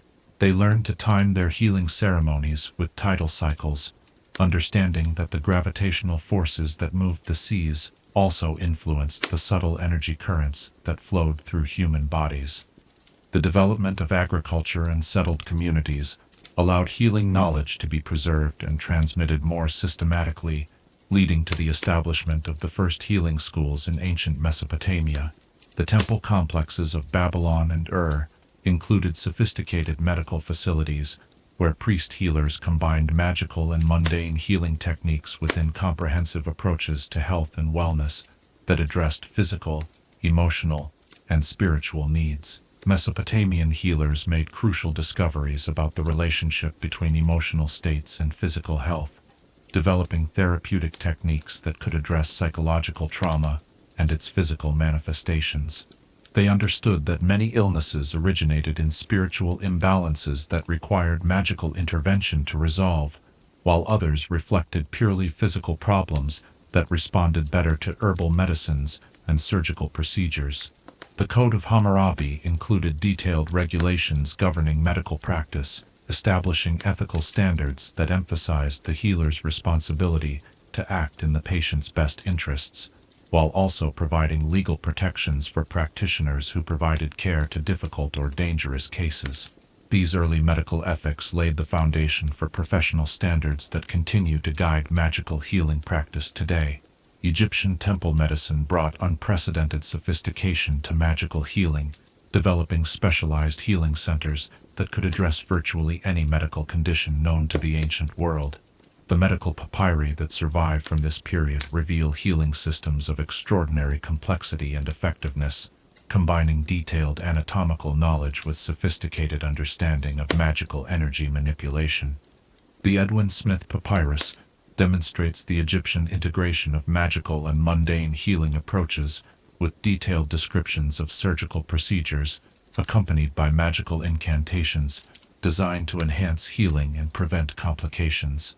Egyptian healers understood that effective medicine required both technical skill and spiritual power, developing training programs that prepared practitioners in both aspects of healing work. Egyptian temple healing centers included specialized facilities for different types of medical conditions, from surgical suites equipped with bronze instruments and magical sterilization techniques to meditation chambers where patients could undergo spiritual healing designed to address the root causes of their illnesses. The most advanced centers included dream incubation chambers, where patients could receive healing visions that provided guidance for their recovery. The magical healing traditions of ancient India contributed profound insights into the relationship between consciousness and health, developing therapeutic approaches that recognized the fundamental unity of mind and body in ways that would not be rediscovered by Western medicine for thousands of years. Ayurvedic healing integrated magical and mundane techniques within comprehensive systems of diagnosis and treatment that addressed the whole person rather than isolated symptoms. Indian healers developed sophisticated diagnostic techniques that could identify imbalances in subtle energy systems long before they manifested as physical symptoms, allowing for preventive interventions that could maintain health rather than simply treating disease. These diagnostic methods included pulse reading techniques that could detect magical as well as physical abnormalities, and meditation practices that allowed healers to directly perceive the energy patterns that governed their patients' health. The concept of karma brought temporal depth to Indian healing practices, with techniques designed to address not only current symptoms, but also the deeper spiritual patterns that might predispose individuals to particular types of illness. Indian healers developed methods for identifying and resolving karmic imbalances that could affect health across multiple lifetimes, creating therapeutic approaches that addressed healing at the soul level. Greek medical magic brought systematic observation and rational analysis to healing practice, establishing the first medical schools that emphasized careful documentation of symptoms, treatments, and outcomes. The healing temples of Asclepius became centers for medical research as well as patient care, developing databases of medical knowledge that could be used to improve healing techniques and train new practitioners. Greek healers made important discoveries about the psychological aspects of healing, recognizing that patient beliefs and expectations significantly influenced treatment outcomes. They developed what we might now recognize as early forms of medical psychology, with techniques for addressing the mental and emotional factors that contributed to physical illness. The Hippocratic tradition established enduring principles of medical ethics that emphasized the healer's primary responsibility to avoid harm while working to restore health. The Hippocratic Oath reflected centuries of experience with both the potential benefits and the possible dangers of magical healing, creating ethical frameworks that could guide practitioners in making difficult decisions about treatment options. Roman military medicine contributed practical innovations that made healing more accessible and effective in challenging circumstances. Roman military hospitals developed portable healing kits and rapid treatment protocols that could save lives in battlefield conditions while maintaining the quality of care that effective magical healing required. The Roman system of public hospitals represented a revolutionary approach to making medical care available to all members of society, regardless of economic status. These institutions required their healers to take professional oaths that emphasized their duty to treat all patients with equal care and compassion, establishing principles of medical equity that remain important today. Roman legal frameworks for medical practice provided professional standards and ethical requirements that helped ensure that healing remained focused on patient welfare rather than practitioner profit. These regulations also established legal protections for healers who provided treatment to poor or socially marginal populations, encouraging the expansion of medical care to underserved communities. The emergence of Christian healing traditions brought new spiritual dimensions to medical practice, emphasizing the role of divine grace in healing while maintaining respect for human knowledge and skill.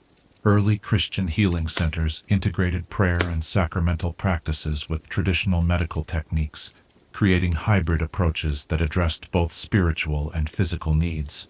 Medieval monastic medicine created some of history's most advanced healing institutions, with monastery hospitals that provided comprehensive care for both religious and lay patients.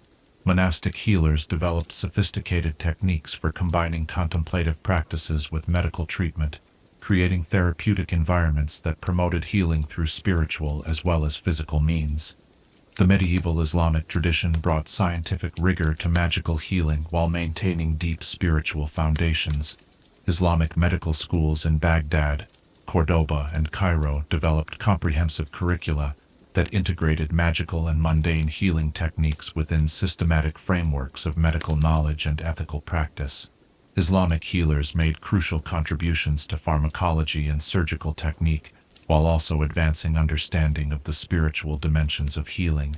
They developed methods for preparing and administering medicines that enhanced their therapeutic properties through careful attention to timing, dosage, and the spiritual state of both healer and patient.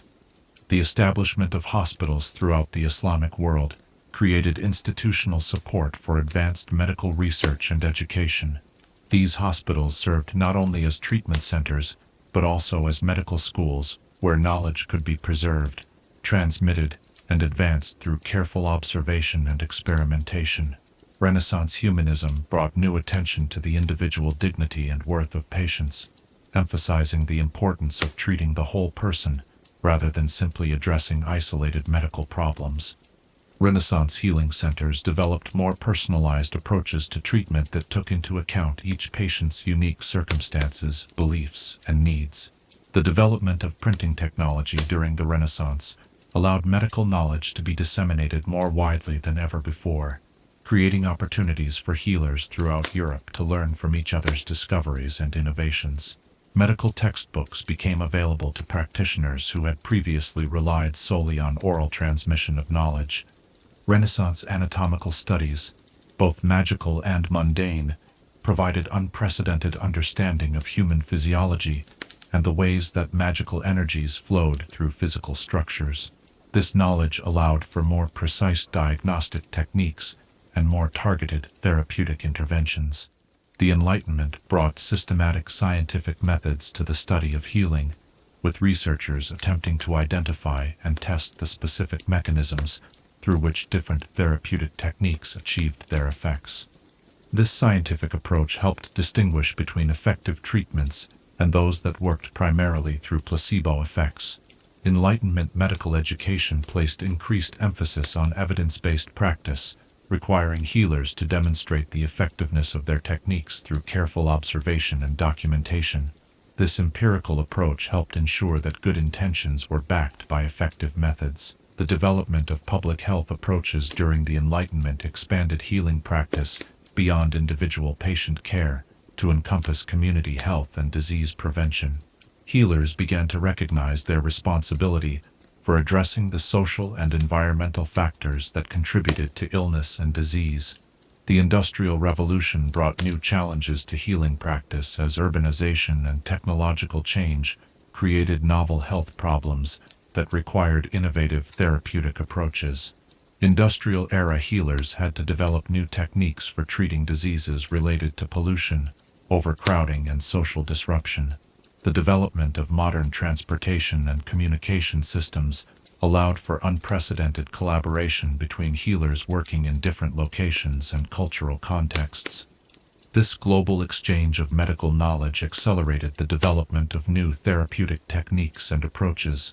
The integration of psychology and healing during the modern period revealed the crucial importance of addressing mental and emotional factors in physical health.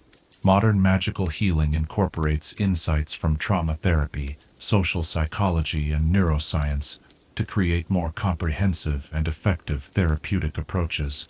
Contemporary magical healing continues to evolve as practitioners work to integrate traditional wisdom with modern scientific understanding. Today's healers have access to diagnostic techniques and therapeutic tools that would have seemed miraculous to their historical predecessors, while still relying on the fundamental principles of compassion, skill, and spiritual development that have always been essential for effective healing work. The current frontier in magical healing involves developing treatments for conditions that arise from the unique stresses and challenges of contemporary life, including magical exhaustion from exposure to technological interference and spiritual imbalances related to disconnection from natural environments. Modern healers work to address these contemporary problems while maintaining connection to the ancient wisdom that has guided healing practice throughout history.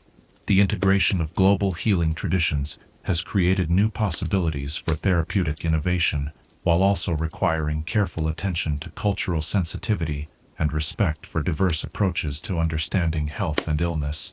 Contemporary magical healing seeks to honor traditional knowledge while embracing beneficial innovations from multiple sources. As we reach the end of our journey through the development of magical healing, we can appreciate the magnificent arc of human compassion and ingenuity that has created the sophisticated healing arts available to contemporary magical communities. From the first shamanic attempts to ease suffering through the application of intention and energy, to the complex institutional systems that support modern magical medicine, the story of healing's development reveals humanity's enduring commitment to alleviating suffering and promoting well-being.